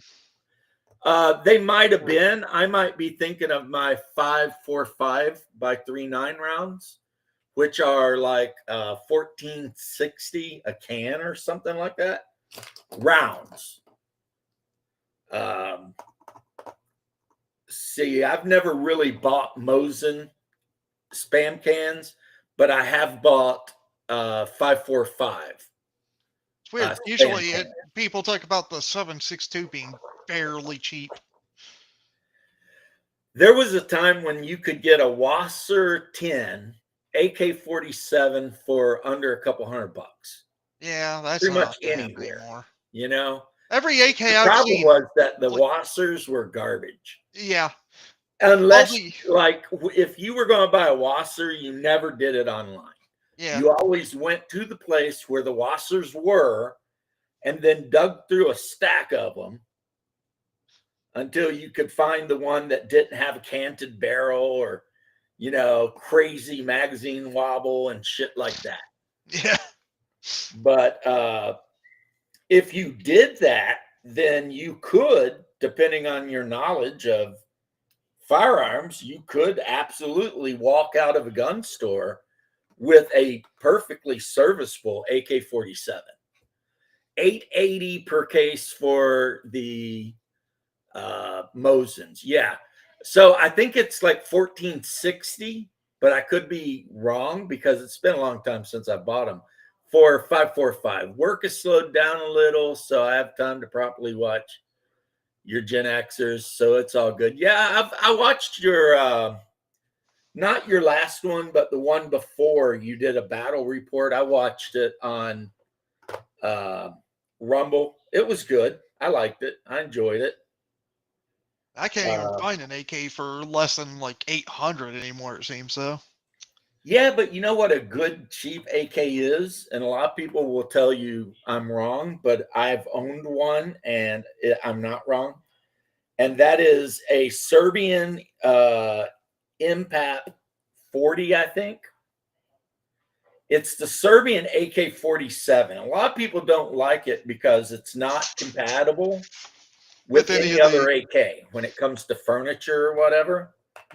So, like, you can't just buy any AK furniture out there and just throw on this thing. It has to have specific furniture. But as far as going out and freaking firing them off, man, they're great. And one reason they're not so compatible is because the metal they use to make the receiver is like twice as thick as anyone else used. So, yes, the Wassers were imported as single stack AK receivers, and then they were cut out to take a double stack magazine. And if the guy who cut the magazine well wasn't paying attention, you'd end up with a Wasser where the magazine would just slap back and forth. Not that it would stop it from firing, but it just sucked. Don't you love the AK's loose tolerances? when I bought my AK-74, I bought a bunch of cheap ass, like I don't know what they were, not Magpul, but some kind of resin magazine or plastic magazines, and it had a little bit of wobble, and I didn't like it. So I invested the shit ton of money into buying actual Circle 10 magazines from Bulgaria. And those things slid in, no wobble at all. So that just goes to show that sometimes you just got to use the magazine that was actually designed to go with the rifle. Yeah. SVT 40s, yeah, before price skyrocketed, right? Now, if you want a Dragunov or anything like that, They're those expensive. things are like thousands of dollars. Never had an AK or an AR. Well, James, it depends on your opinion. I am a AK and AR slut. And what that means is I'm not an AK guy and I'm not an AR guy. I Yeah. own one of each. Yeah. I Uh, don't own either. and I like I them own both. one, I mean, but I don't own the other. I don't have an AK. I tried to find a good one. They're all kind of expensive. I'm just like, well, Oh, very. I'll just I'll just stick with the ARs. They're cheaper. They are. Like the AR I got was like, I don't know, maybe $800.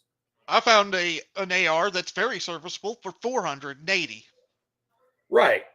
But if you want like a good AK made by like Kalishnikov USA or um, what's that company out in Arizona? They want $1,500. Yeah, mainly I see Zastava or what was it? It You wasn't. should be able to get us a Stava MP40 for about 500 or 600. I seen them. I've only seen Zastava's AKs for like 800, 900. That's still on the cheap end of what they are now. Yeah. Now the AR I picked up is actually chambered. It's chambered in two different rounds because it's got two different uppers. So one of the uppers is 300 blackout, and the other upper is 5.56. Yeah, SKSs, they're usually cheap, although I don't know anymore. Dude, I bought an SKS once for $250, and it was still in a box, still wrapped in plastic, and still covered in Cosmoline. I You kind can't of, do that. You can't do that yeah, anymore. I bought my brother's for 200. That thing was a piece of crap, and I got rid of it. Yeah, you just can't do that anymore. But back in the day, you could buy like a Chinese surplus SKS for brand new in the box, $200 and out the I door. Daniel Barry, hey, what's up with you? I just finished painting and it's currently drying. I think this was for Eberron, but Eberron, as I keep telling people, is just the Wish version of Talislanta. And I would be using this for Talislanta. Yeah. So there you go. It's a little sky ship because in Talislanta, one of the kingdoms where the players, I've told them they got to come from, the Cimrillians, which are kind of the greenish mages, they build sky ships. They're not super uncommon. Any tips for buying cheap bang sticks? Well, it depends what you're talking about. Like Let said, if you want an AR, you can go to like any gun now, store. assuming you're old enough and you don't have a felony. I'm assuming this. You can actually go to like a Gander Mountain or an outdoor sports place and find them for $400. Yeah, any gun store really. Yeah, any gun store. ARs are cheap. You can ARs. find ARs for like nothing. Just go buy an Anderson. You'll be happy and fine. Right. What I got is a I forget who makes it, but they're located in Hebron, Kentucky, or Hebron. I think that's Anderson. Isn't that where Anderson is? I think it might be an Anderson, the poverty pony. Yep, made in Hebron. Except mine, the guy threw all the extras on. It's got like the Magpul grip and the freaking adjustable back stocks. And I mean, mine didn't even come with like iron sights, so I just put a red dot on it and just called it a day. Mine didn't come with iron sights on the 300 blackout upper. So I bought a generic like uh I might actually. knockoff of an ACOG.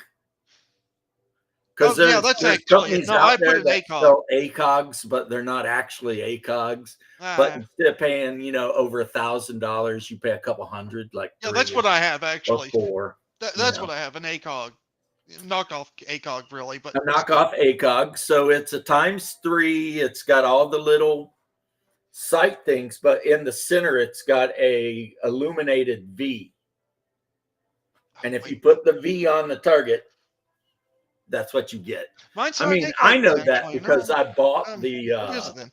I bought the little bullet that you put in the chamber, Maybe it is and just a red dot. it shoots a laser out the barrel.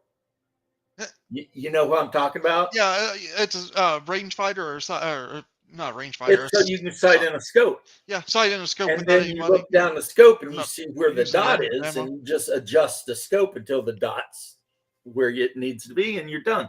It allows you to zero in a scope without wasting a shit ton of ammo. I need to do that, but the last place I went to do that, they're like, yeah, that'll cost you money, though. A lot of money. I'm like, what? Dude, you can buy those things off of eBay or something? freaking Or Amazon for like Amazon? $9. Okay, I'll do that then. Yeah, Yeah, a laser laser bore bore sight. sighter, they're like 9 to 19, somewhere in that range, depending. And the one that I got is usable for both 5.56 and 300 blackout. So go figure. Yeah, again, James Seymour. Just go get an Anderson. $480. That's affordable. Yeah. See, mine I think is an Anderson from Hebron, Kentucky, but mine was a lot more expensive because it come with 2 uppers Yeah, you and got like a all the bunch of bells and whistles. upgraded bullshit. Like my 300 blackout upper has like a fluted barrel, and Yeah, it's just got like the stainless steel front or aluminum front, so that's super light. yep. Again, Anderson, they're perfectly fine. They run well. They They're run well. I really mean, well. ARs, man. At this point, I'm saying really well for the price, because yeah, you can still get some crappy one for like $400, and if they're not from a reputable place, they're going to be trash. But Anderson makes good stuff. They're yeah, cheap. $480. Just slap some iron sights on there. That'll only cost you like another $80 at most. yeah, you can get the flip up iron sights for like cheap. Yeah, it's not that much, and there you've got a You can get serviceable reactive rifle. sights, which are like they're the ones that when you look through them, you see the dot. You can get reactive sights from anywhere between It'll cost you a bit more 25 from to 200. Palmetto or Bear Creek, but Anderson's perfect for especially if you want cheap. Well, it just depends on how much money you got to spend. But like your first semi-auto rifle like that kind, I would say get the AR first, Yep. and then later on, if you want to get an AK, get an AK. Yeah, that could work too. And then you can just play around with them, and whichever one you end up liking better is the one you like better. Also, if you want bolt action, there's a lot of good cheap options there too. Remington 700 is always. Yep. But then Savage is making some really good bolt actions. That's interesting because I used to hear a Mossberg lot of is bad things making from them. bolt action rifles now. Yeah. So you can definitely get you some decent, like deer hunting. I'll take my Remington 700 tactical, and it's chambered in 7.62. I'll be right back. Or 308. Okay. So there's nothing in Kentucky that a 308 won't kill. You know what I'm saying? I mean, black bears, whatever. If you hit it with the 308, it's going down. Now, if they had been available, I might have got a 30-06 just to be all like, that guy. But when I was buying the rifle, they did not have any in 30-06. So I was like, well, then I'll take the 7.62. I mean, it's just as cool, right? And it is. It's just cool. I mean, so how you doing, Jose? I hope everything's wonderful down there on your tropical island. Up here, even in Florida, bro, even in Florida, we're looking at 60 degrees, which for me, I would like it colder because I'm that kind of guy. But you should see like the native Floridians running around like it's the end of time. You know, they're all bundled up, like wearing jackets and like, you know, and I'm like, what? Get out of here with that, you know? And I've been in Florida a little while, but a lot of times when I go hunting or whatever, or to visit my mom, we go up north during the winter, obviously. And I love tramping up and down the mountainsides in the snow and shit. It's like, to me, it's just like the best, you know? It's like, that's where you'll find God if you're looking for him, is in the middle of the wilderness on the mountainside in the dead of winter. Hopefully the guy with you will be quiet, because I never go into the woods alone, even hunting. Last gun show I went to, bought an 1897 Winchester. Geez, nice. Nice. I mean, my go-to for a lot of stuff around here is my Remington 870 12 gauge. And I've got the tactical, so it's got the extended tube, so it holds more ammo.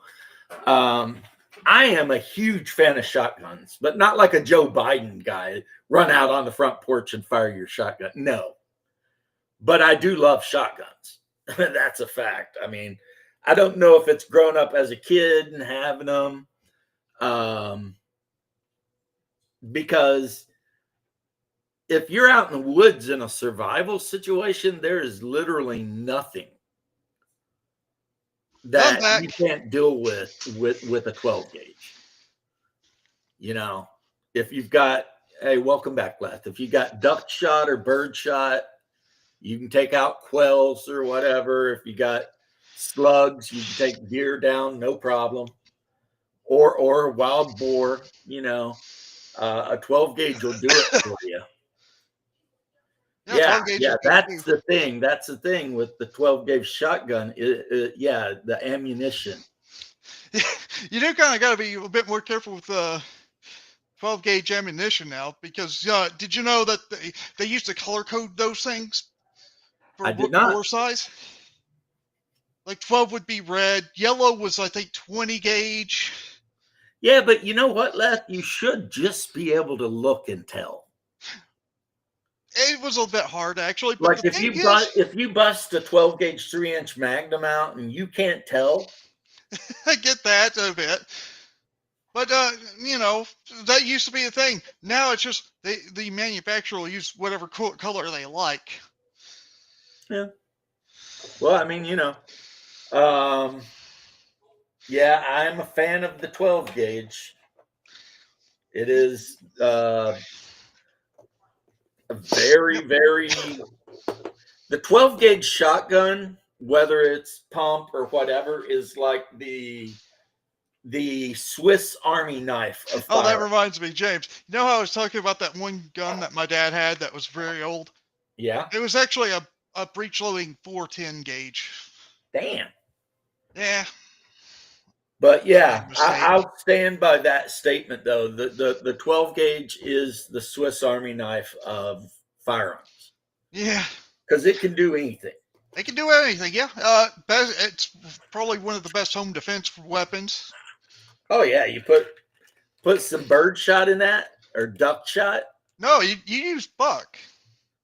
Well, no, you use bird shot, then buckshot. The first round's bird shot. The second round's buckshot. That way, if somebody comes into the house, you use the bird shot to find them and the buckshot to put them down. Aren't you not supposed to do that though? Put two different types of shot in a shotgun? I've never heard of that. I thought that was a thing. Maybe look it up. Maybe I'm over here breaking all kinds of federal laws and shit. I didn't think it was against federal laws, but I thought it messed up the shotgun or something.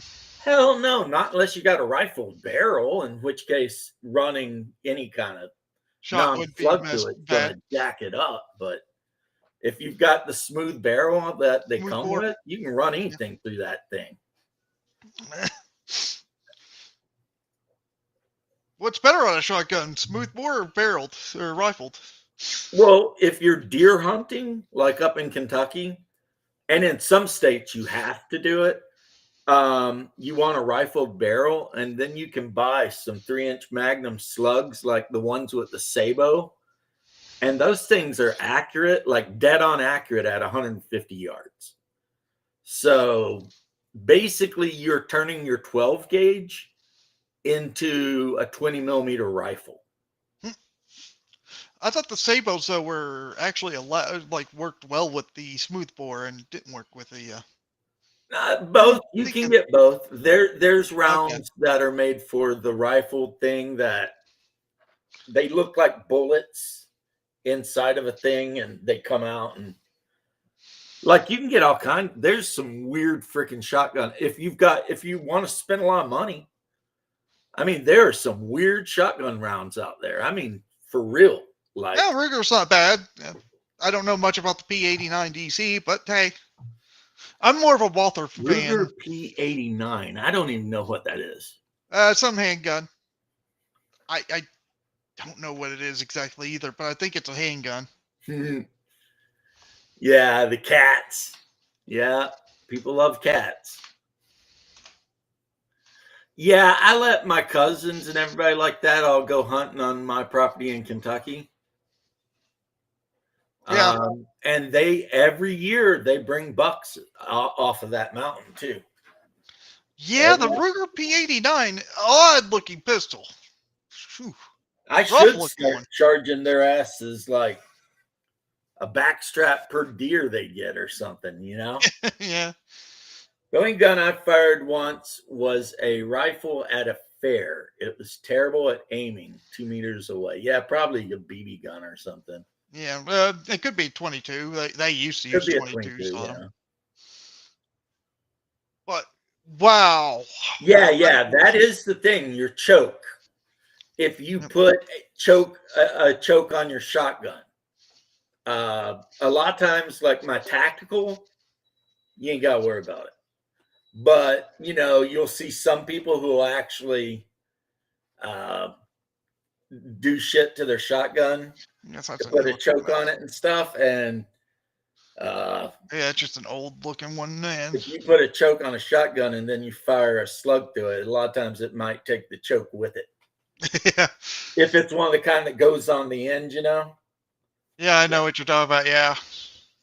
We have an arrangement with cats. There are no rodents in the neighborhood, so the neighbors pay for the veterinarian food for the cats for their service. That's a good. That's not a bad deal. Sounds like the cats are still being cats.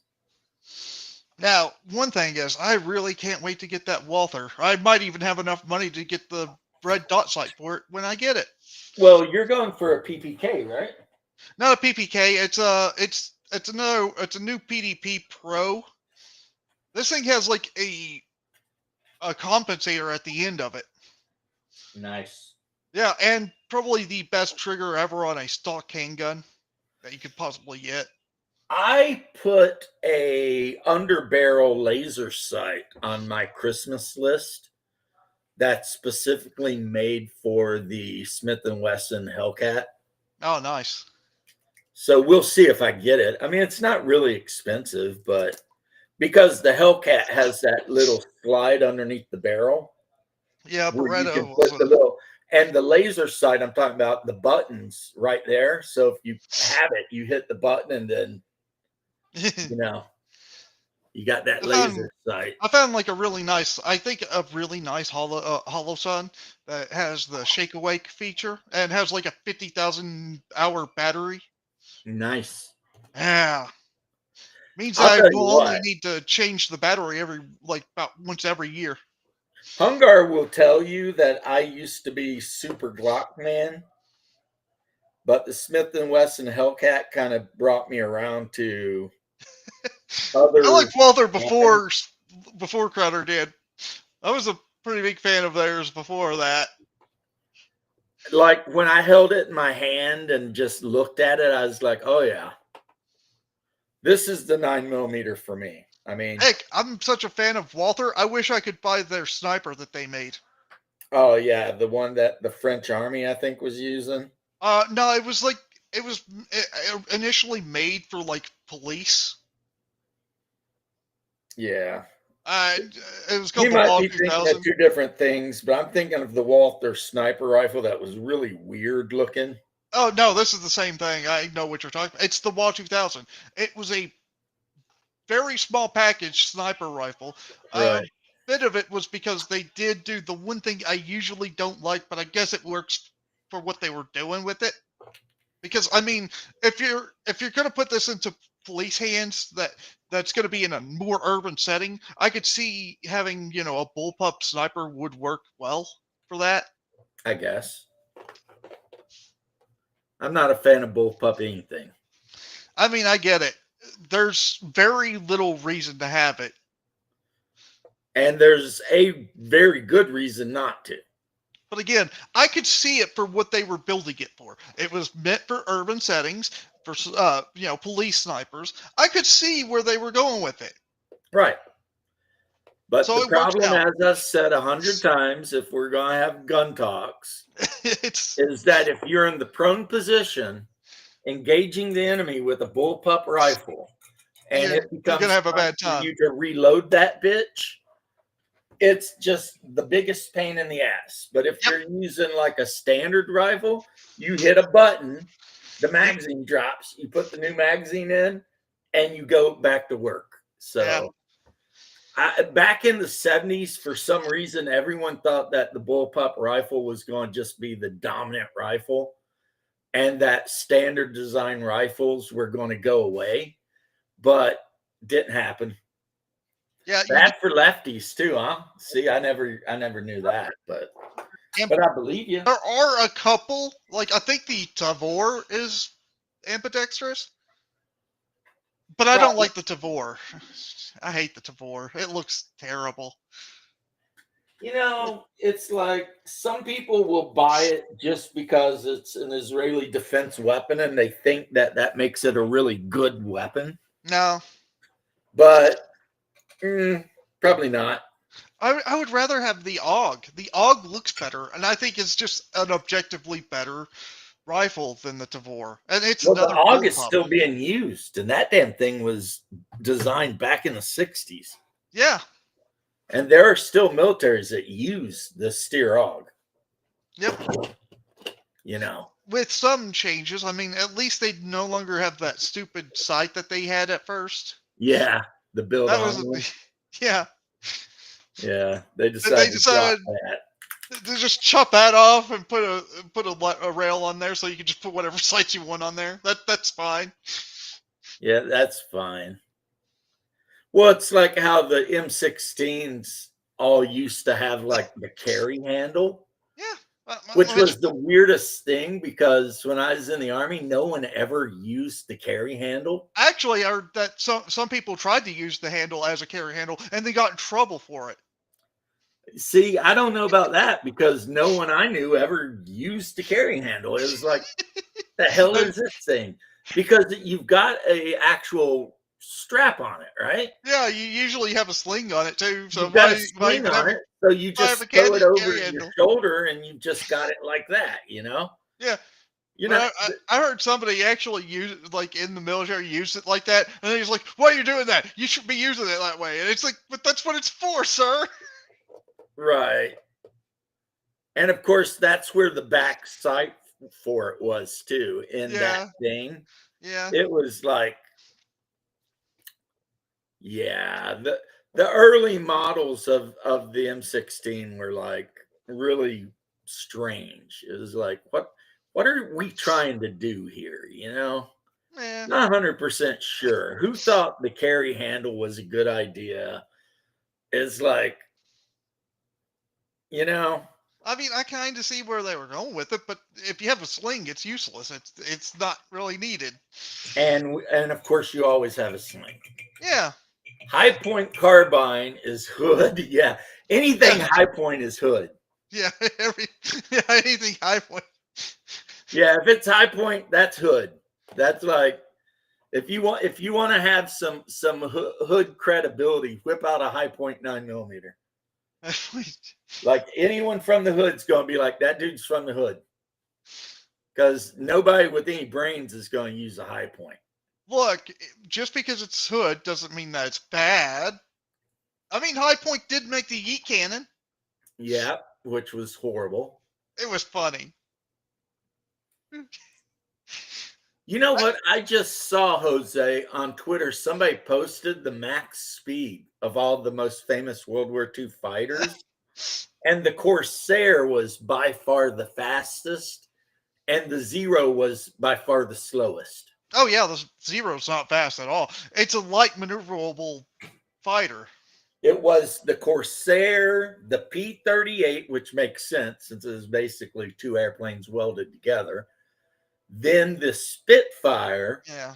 Then the Focke-Wulf 190. Then the BF 109. And then the Spitfire. I called the Focke-Wulf the Spitfire. It wasn't, but the FW 190 is like the Spitfire was 100 miles per hour slower than a Corsair. Yep. It was like, wow.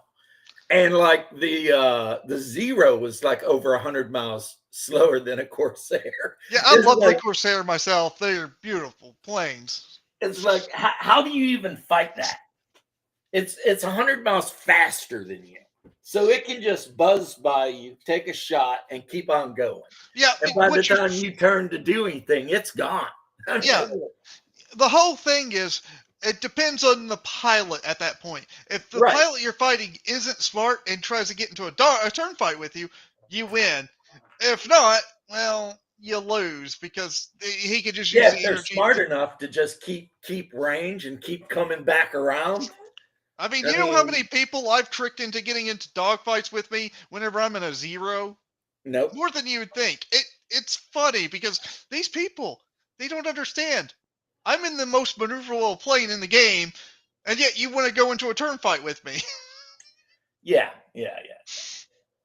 But yeah, so after the P-38, which I don't even know if I want to count, it's the Mustang. P-38 was a good plane, though. Yeah. It was actually the P-38's the one that shot down Admiral Yamamoto or whatever. Yeah, probably. The thing is, with the P-38, it's the plane of choice for the Ace of Aces. That was Bong's plane. Yeah, Baba Black Sheep, the Corsair, yeah. But the Mustang was number 3 for speed and number 1 for range. Yep. Because it had the drop tanks. It was meant to be, though. It was sorely needed for the Americans to have like a good escort fighter. And right, because too many bombers, by the time they'd hit the French coast, the fighter escorts had to go home. Yep. And then it was just like a free-for-all for German interceptors. Yep.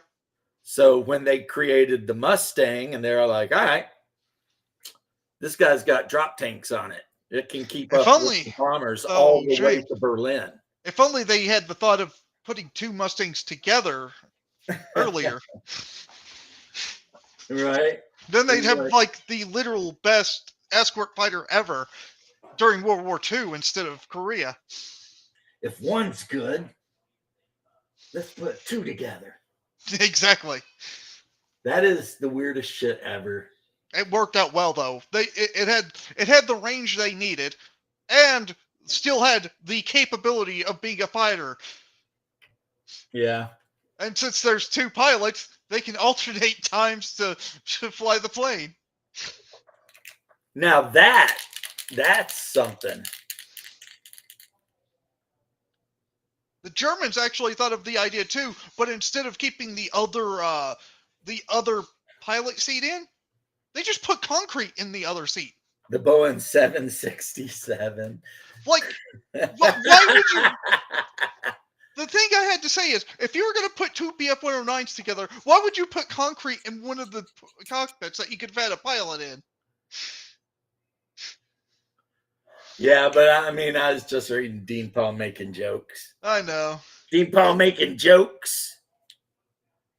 Actually, I think the American airplane that had the highest kill ratio was the L-86 Sabre during the Korean War. That thing was a beast. Because again, if the Ace of Aces was using the P-38, I think it might have had the best kills or most kills. Nope, just because one guy killed the most with one airplane doesn't mean. Well, yeah, that's fair. That airplane killed the most. But I could be wrong. But I do know the L-86 Sabre was a monster. I love the Sabres too. It had what, 850 cows on it? I thought the destination was an F-86. F-86, right? You said L. No. No, I heard you. You said L-86. No, you misheard me because I got speaking fast and went back to speaking mountain. Okay. It was F. F-86. At least that's what I meant. You might have heard L. But yeah, the F-86 Sabre, recently, one of the best airplanes ever made. And it showed that having a shit ton of 50 cows versus an airplane with just like a 20 millimeter cannon on it, that the 50 cows were better. You know, it's just like, I mean, there are reasons to have the 20 millimeter cannons or the 30 millimeter cannons, but it's better if you're fighting large bombers with that. If you're trying to shoot down a bomber, I guess that's okay. But I'll tell you what, I think a bunch of 50 cows would still be better. If you run up on an enemy bomber and you've got like 6 or 8 50 cows, or 12 of them. Or how about this stage? 12 of them. Right. I mean, it's like, what's that bomber going to do? Nothing. It's because one thing I love doing with the twin Mustang is putting the gun pod on there that puts I think it was 8 more 50 cals in it. So it had 12 50 cals. Anything near that thing shot basically a laser at the enemy. Yeah, if you got anywhere near the front of that thing, there was a chance you were getting ready to catch it. Yeah, just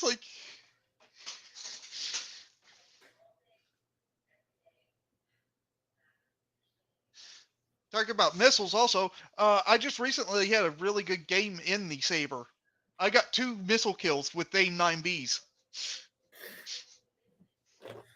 Yeah, I thought about downloading World of Warships, and then I didn't. And it's But I thought about it. I mean, I did download it enough that I could log on to see my account. And I was looking at the Odin, which is the battleship I play the most. It's a tier 8 battleship. And I'm still 60-1 for my kill ratio with that thing. Dang. I might want to play it again. But that's I told you, that's the cheat ship. Yeah. Because once your captain gets to level 10 or so, you start putting everything into secondaries. And you can actually increase the secondary range of an Odin up to 16 kilometers, actually 16 and a half or some shit. And the Odin's main guns kind of suck. Yeah. But the secondaries are freaking monstrous. And it's got an icebreaker built into the front, which means it will deflect a lot of guns right off the front, right? So and it's got torpedoes. So you just run at in a one-on-one versus basically any tier 8 or below battleship, you just run at them. And as soon as you get within 16 kilometers, all of those secondaries just start going off. I do And kind it's of like, want to play okay, that game again, though. I do have that submarine I liked playing with. Lindbergh convinced Army Air Corps to run P-38s differently and greatly extend the range. But what I'm saying is it's kind of cheaty because I don't even aim. It's like Yeah. I select the target I want my secondaries to fire at, and then I'm And done. it's, yeah, I know. And so if a destroyer comes anywhere near me, I'm just like click and watch it just melt. Well, James, there's a counter to that now. What's that? Submarines. Yeah, submarines. They don't But get I through. got torpedoes for that ass, so they better watch themselves. You won't hit a submarine with a torpedo. Well, I don't know. I might try. I mean, it'd be weird. It'd have to be on the surface or something. Yeah, if it surfaces, but if it surfaces, It's gonna die to your secondaries. Eat it up. But the thing is, you can't aim your torpedoes down. Their torpedoes actually have an omnidirectional range. Right. Because my Odin has like 850 millimeter secondary guns. Yep. And then it has like some 100 millimeter guns and like a shit ton of 50 millimeter guns. And it just keeps getting bigger and bigger and, or more and more, I should say. So if like against a battleship, most of the secondaries aren't really doing much. No. Just the bigger ones. But against a destroyer, You're just gonna melt them. You're just melted. Get out of here. Cruisers, you're gonna melt them too. Also, a lot of cruisers, yeah, a lot of them, unless they're made out of stellinium. Then heavy cruiser, maybe not, but yeah, some of the heavy cruisers are like. But you know what else I melted is the French Tier 8 battleship. I ran at that bitch, and it was shooting at me with its main guns, and they were just bouncing off. And as soon as I got in range, I hit the target on it, control what click, and secondary lit up, and that thing just vanished. It was like, I don't think the French battleships are supposed to be in the front like that. Yeah, I think they're supposed to be snipers. Kind of like Japanese. Japanese are very snipery. Their range is ridiculous. Yeah, I think that's how the French are supposed to work. They've got like good range, but don't run up on somebody. And yeah, so I run up on people with the Odin, and the most kills I ever got in a battle was 6, and most of them were destroyers. Most kills I got in the game was 5 with the that was with the Hosho. Yep. And like I said, most of my kills were destroyers because it was a heavy destroyer battle for some reason. And all the destroyers thought they would run up on me. Yeah, the P-38s are more for boom and zoom. They are boom and zoom fighters.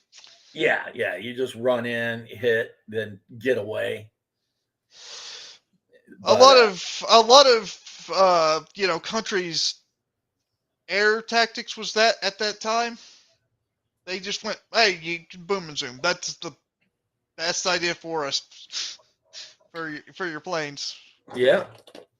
Japan was still a little behind on that and went with the whole turn fighter, which worked well early because, America had the training of, hey, you should get in turn fights with this plane that's really good at turn fighting. They didn't know much about the Zero, sadly. Right. But once they caught on, they were like, oh, you know what? Let's just make a better plane and make it where you don't have to worry about that.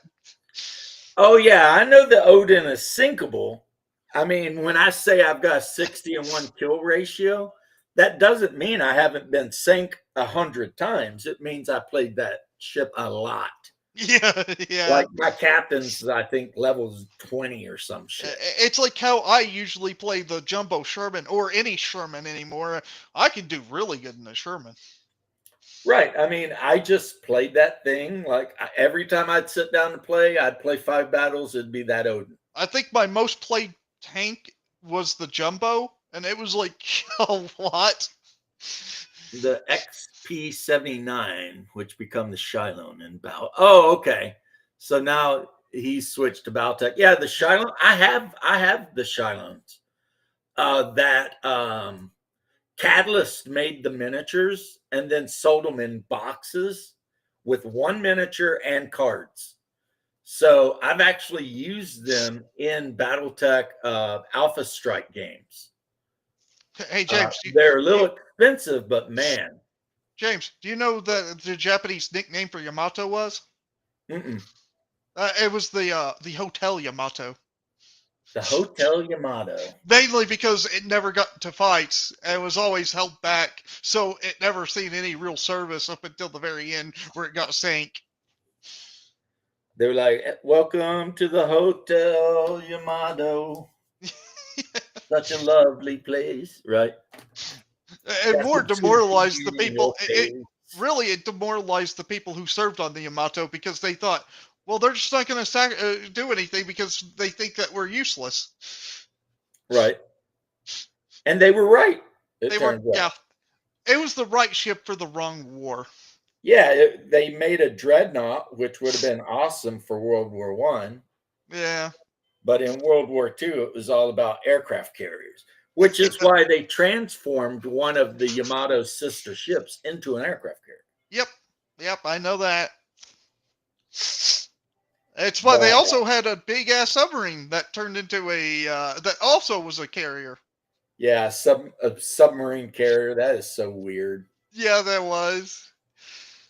But Pablo, those I've never really tried to use in a standard BattleTech game, but I have used them in Alpha Strike games, and they're pretty good.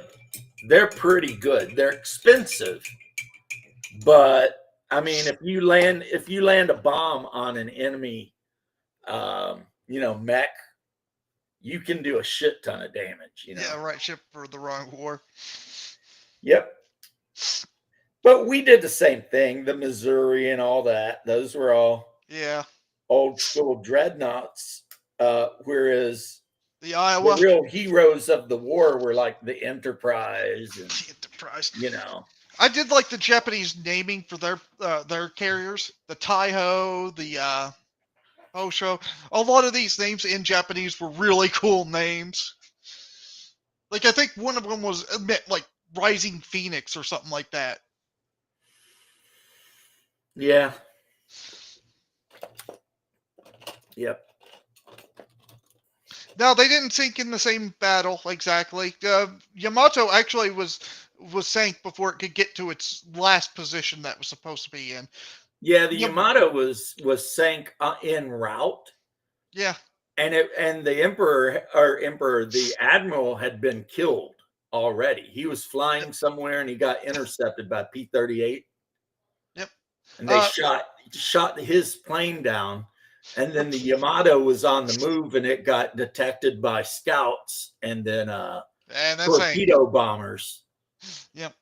Came in and put an end to that shit. Tons of aircraft came in to sink it before it could get to where it was supposed to. Yep, the aircraft carrier just said everything. Yes. What they were planning to do. Just everything. Send it off. And the thing is, what they were planning to do with the Yamato was just beach it somewhere and have it become a fixed gun emplacement for the defense of the homeland. Right. But instead, it went to the bottom of the ocean. The battle wagons, useful for shore bombardments. Well, yeah, and that's why they still had one going during the Gulf War. I think it was the Missouri or the Iowa. The Iowa, probably. They had one of the big ships still ripping ass during the Gulf War. Yep. Because you are right, it does got 16-inch guns on it. And hey, if something's on shore and you really want to mess with it, those guns aren't going to work. If it's within 20 odd miles of the shore, I mean, you're going to erase it from history. Yep.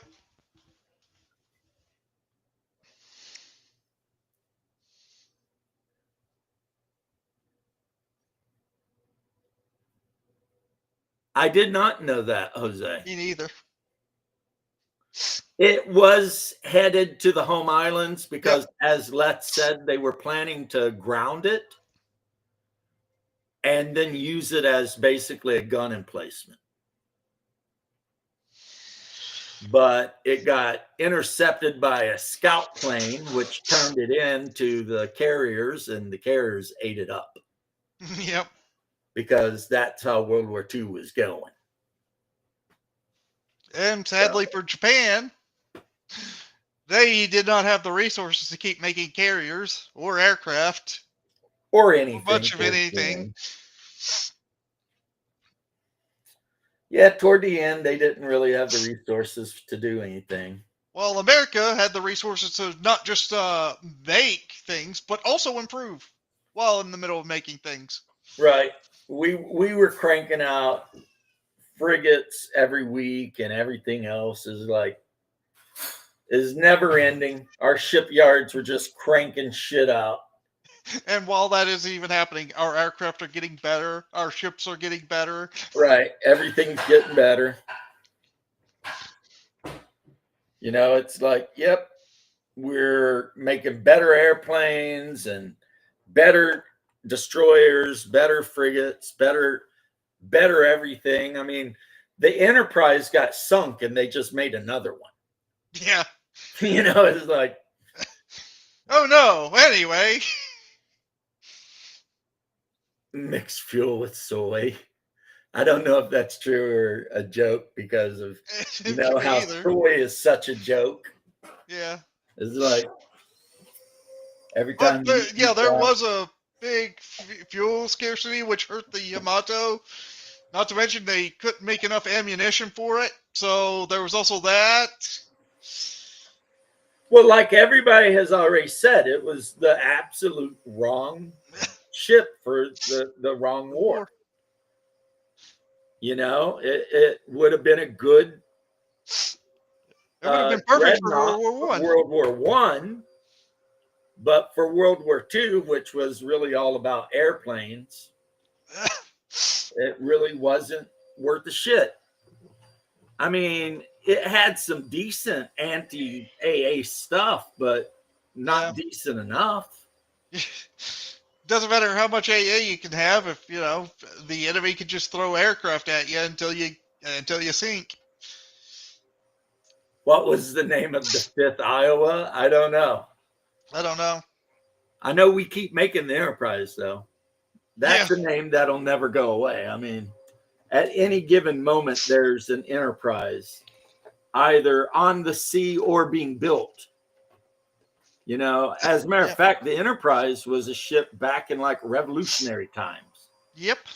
There was a ship called the Enterprise. It's just American, you know? Yeah. The Enterprise. Why? I don't know, but it is. It's just the way we do. It's so iconoclastic that they used it in Star Trek. Yeah. There's always an Enterprise in it was Trek. So iconoclastic. It become kamikaze pilots, never trained to land. Yeah, a lot of them had to be welded into the cockpits because they didn't actually want a kamikaze. So they welded them in. I mean, that's a sad state of affairs because if you think about it, the pilot is more important than the plane. Yep. It costs a lot more to train a pilot overall than it does a plane, to build the plane. So, you know, just throwing pilots away like that, it showed their desperation. Yeah. Well, also their mindset too, because at that point it wasn't about winning. It was about doing as much damage as possible. Right. And the Asian mindset, as far as the value of life and stuff, is very different. I mean, it's very different. And some people be like, how can you judge all Asians that way? Well, because I'm making a general statement. They do not value life the same way we do. You know, historically speaking. Heck, there was a funny story that a guy might have actually shot down a Japanese plane with a handgun. Could have happened. I mean, What happened was his plane got shot down, so he ejected and was parachuting down, and one of the planes got close by to see if he was still alive. and he shot it. Yeah, he acted like he was dead for a second, pulled out his pistol and tried shooting at the plane, and then the plane just went whoosh down to the ground. Yeah. Because if the Japanese had had a more European style of thinking, they would have surrendered way earlier than they did. Oh yeah, Like probably after Midway. yeah, probably after Midway. After Midway, they would have been like, yeah, it's time to surrender. We've got our asses whipped. We're done. That probably would have been better for him too. Right.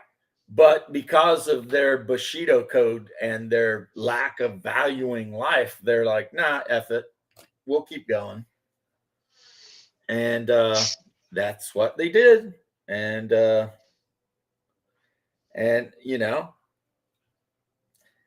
wasn't a single battle they fought in other than their attack on Pearl Harbor where they weren't outnumbered by soldiers with better training and equipment. I think no, there was one. It was the battle of what was that island where they fought the Marines? I'm trying to think about it. Was Wake that Island? Island? You could be thinking of Wake Island, I think. Wake Island. Yeah, that was where the Japanese actually outnumbered the Americans. And the Americans won anyway. And the Americans were like fighting to the bitter end there. But it's like after that, once the American military industrial had managed to switch from Europe to the Pacific, it was over, man. It was like, yeah. You're done. We're cranking out so much stuff and you will never be able to keep up with it. And they couldn't, So like in the invasion of Iwo Jima, even though they dug in and they fought their asses off because, I don't think that's exactly true though, Pablo. I mean, they did fight Russia. Well, they were split, yeah, but they lost to the Russians too, though.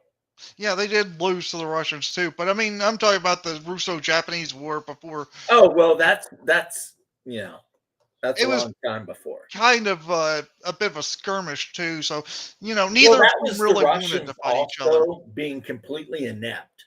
Yeah, Russians being completely inept. Yeah, that's also true.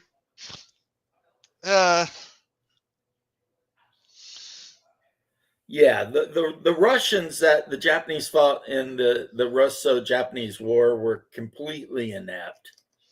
They had no idea what they were doing, and they got wrecked. Plus, the Japanese ships were better because America had been helping them build their new fleets. America and Britain.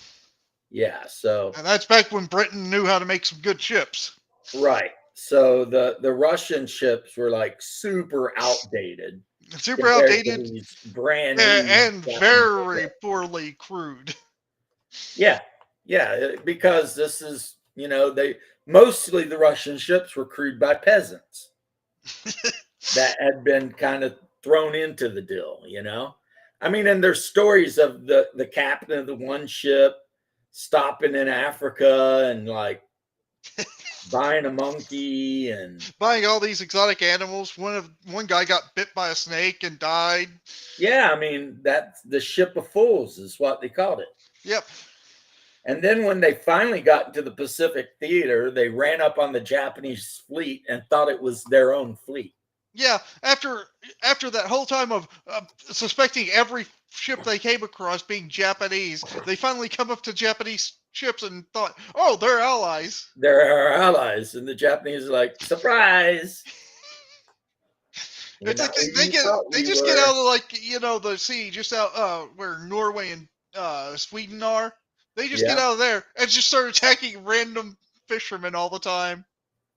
I know, because their admiral was just a relative of the noble family, and everyone on the boat was just Just some poor as it, sucker that got thrown on the boat.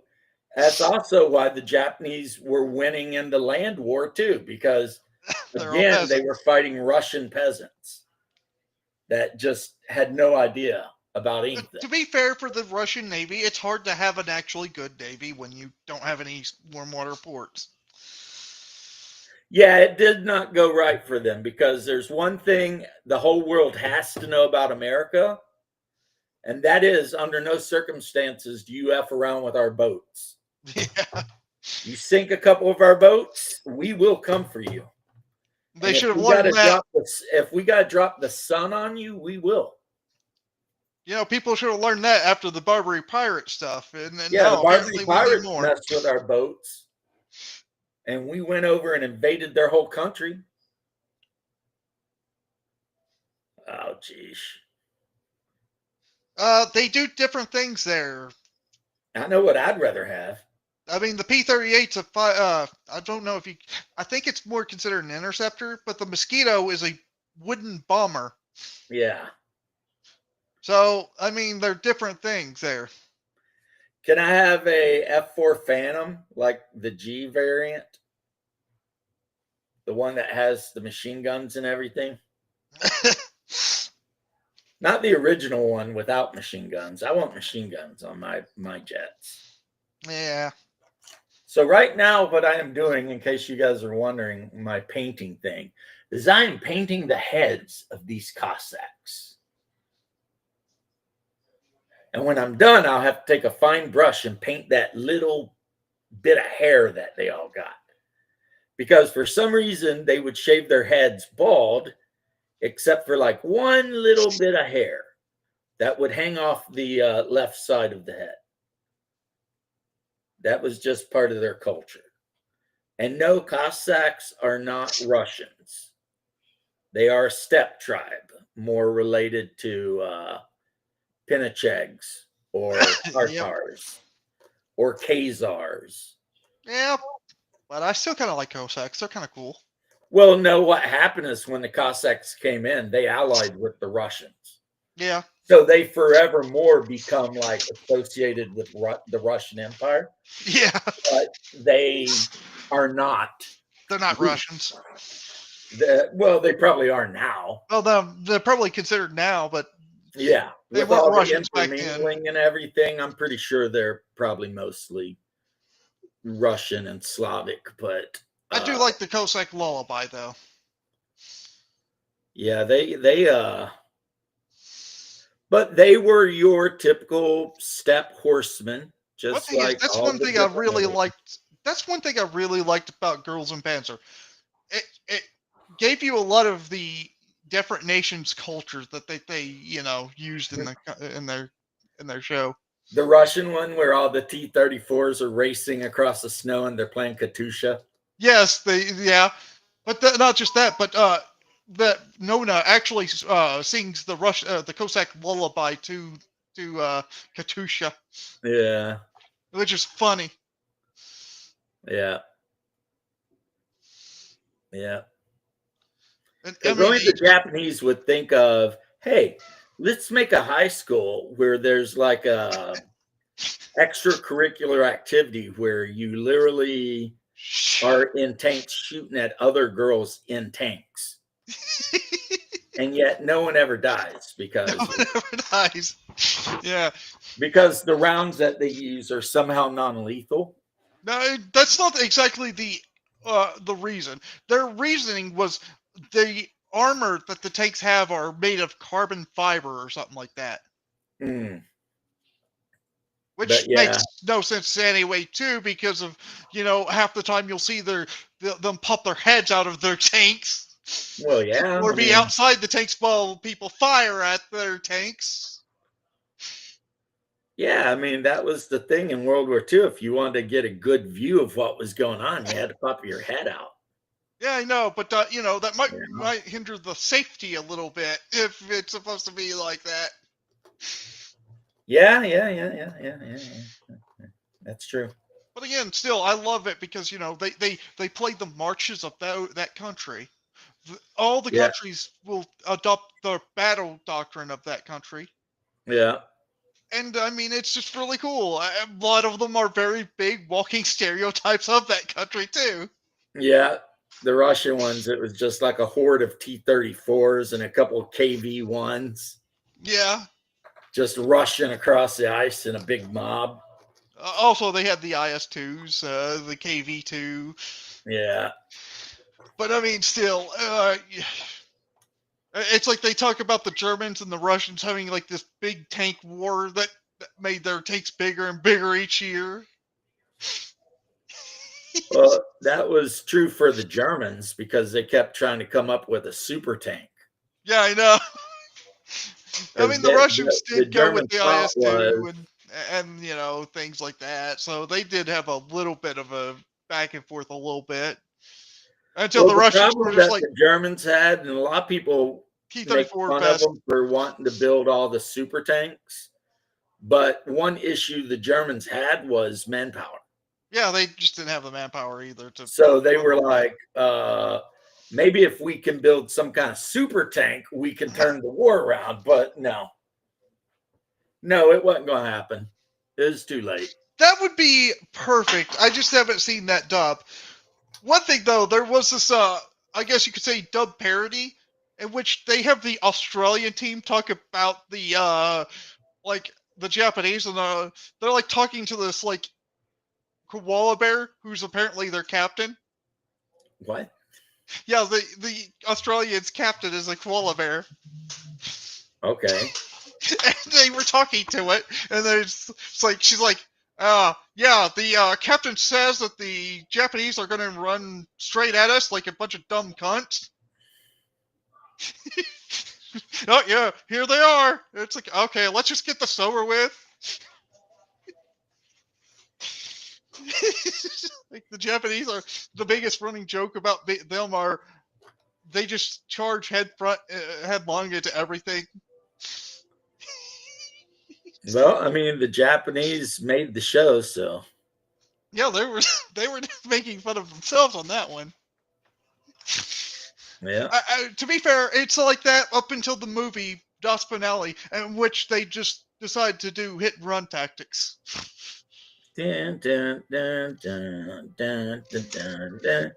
Yeah, you know the song Katusha is not a World War II song. No, but it was, I think, popular. Like it was used in World They War made II. it popular in World War II, but it was like it goes way back. Yeah, I mean, I'm pretty sure the Cossacks Lullaby wasn't a strictly Right, World War II song either. right.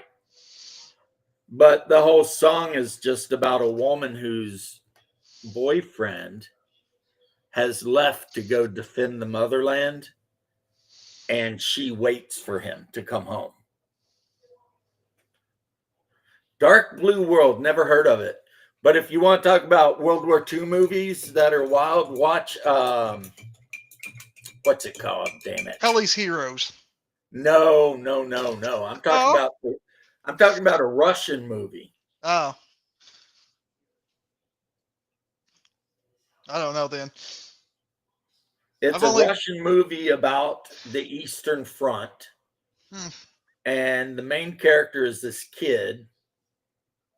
What was it called? Anyway, let me just tell you all right now, it was like effed up, beyond effed up. Like you watch that show, and by the end of it, you're just like, oh my God, this is like terrible. It's like the worst thing I've ever saw, you know. It's like that movie will give you it'll give you nightmares, man. You'll start reconsidering shit. You watch that movie. Hot Snow, Night Witches, Come and See. Come and see.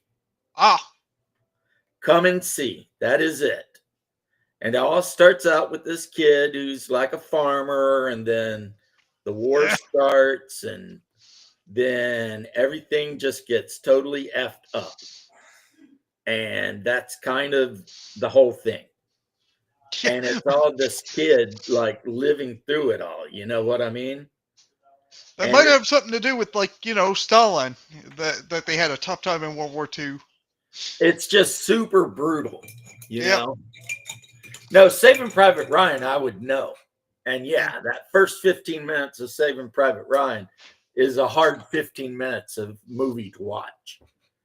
Because it's just like the gates open, everyone dies. You know, it's like the landing craft lands, the gate drops, everyone dies.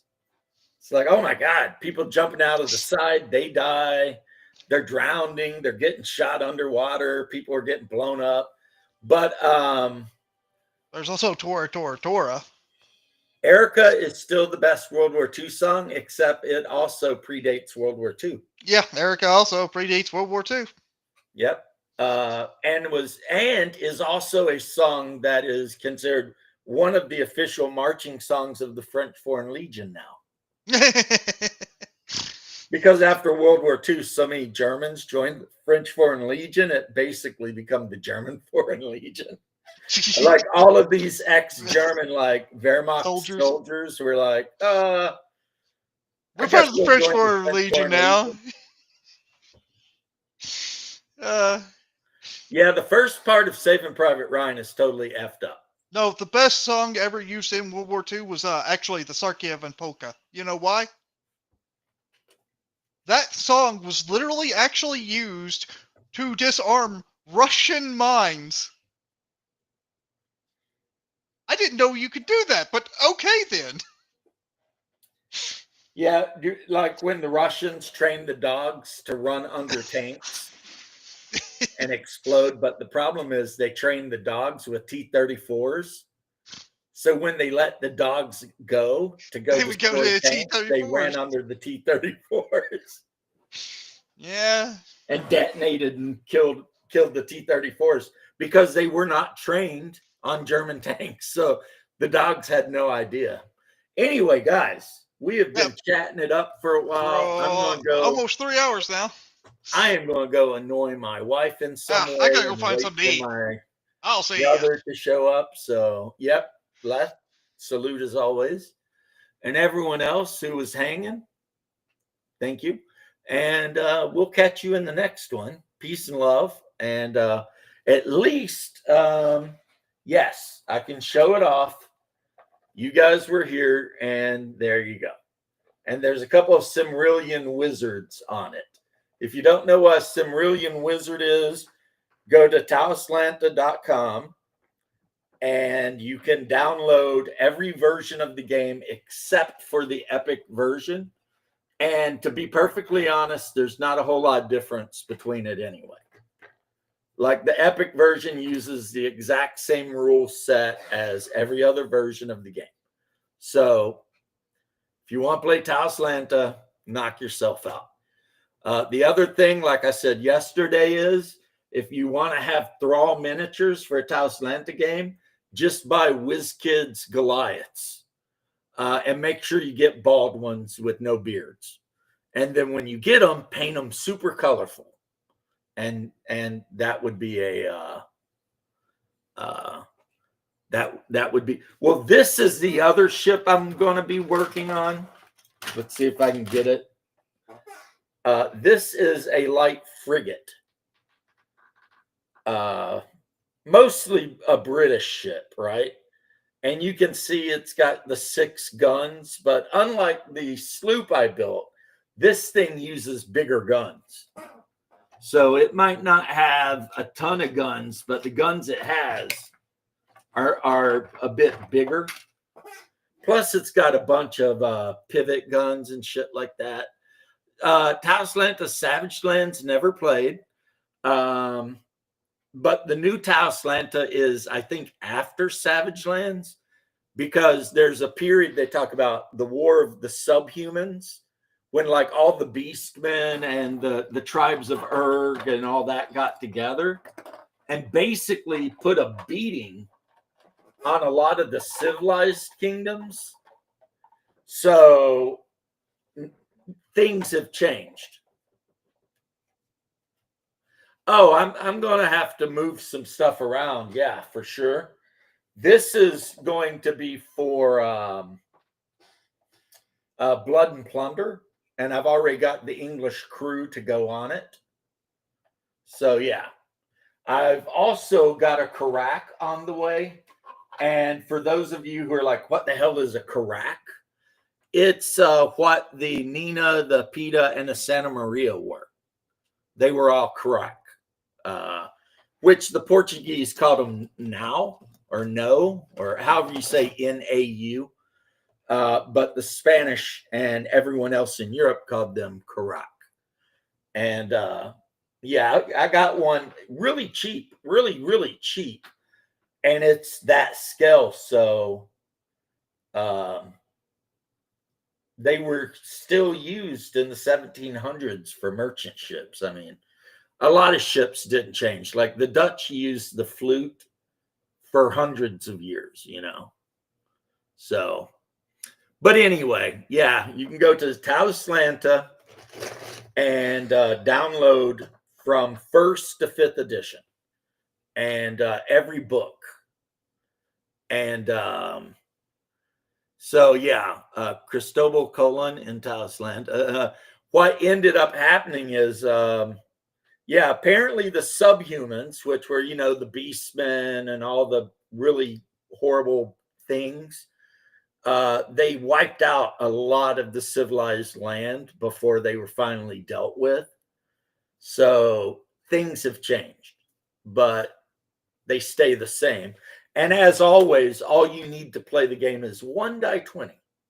1 20-sided die, if everybody's willing to use the same 20-sided die. Because that's how simple the game is. Anyway, peace and love. God bless and all that. And I will see you next time I see you.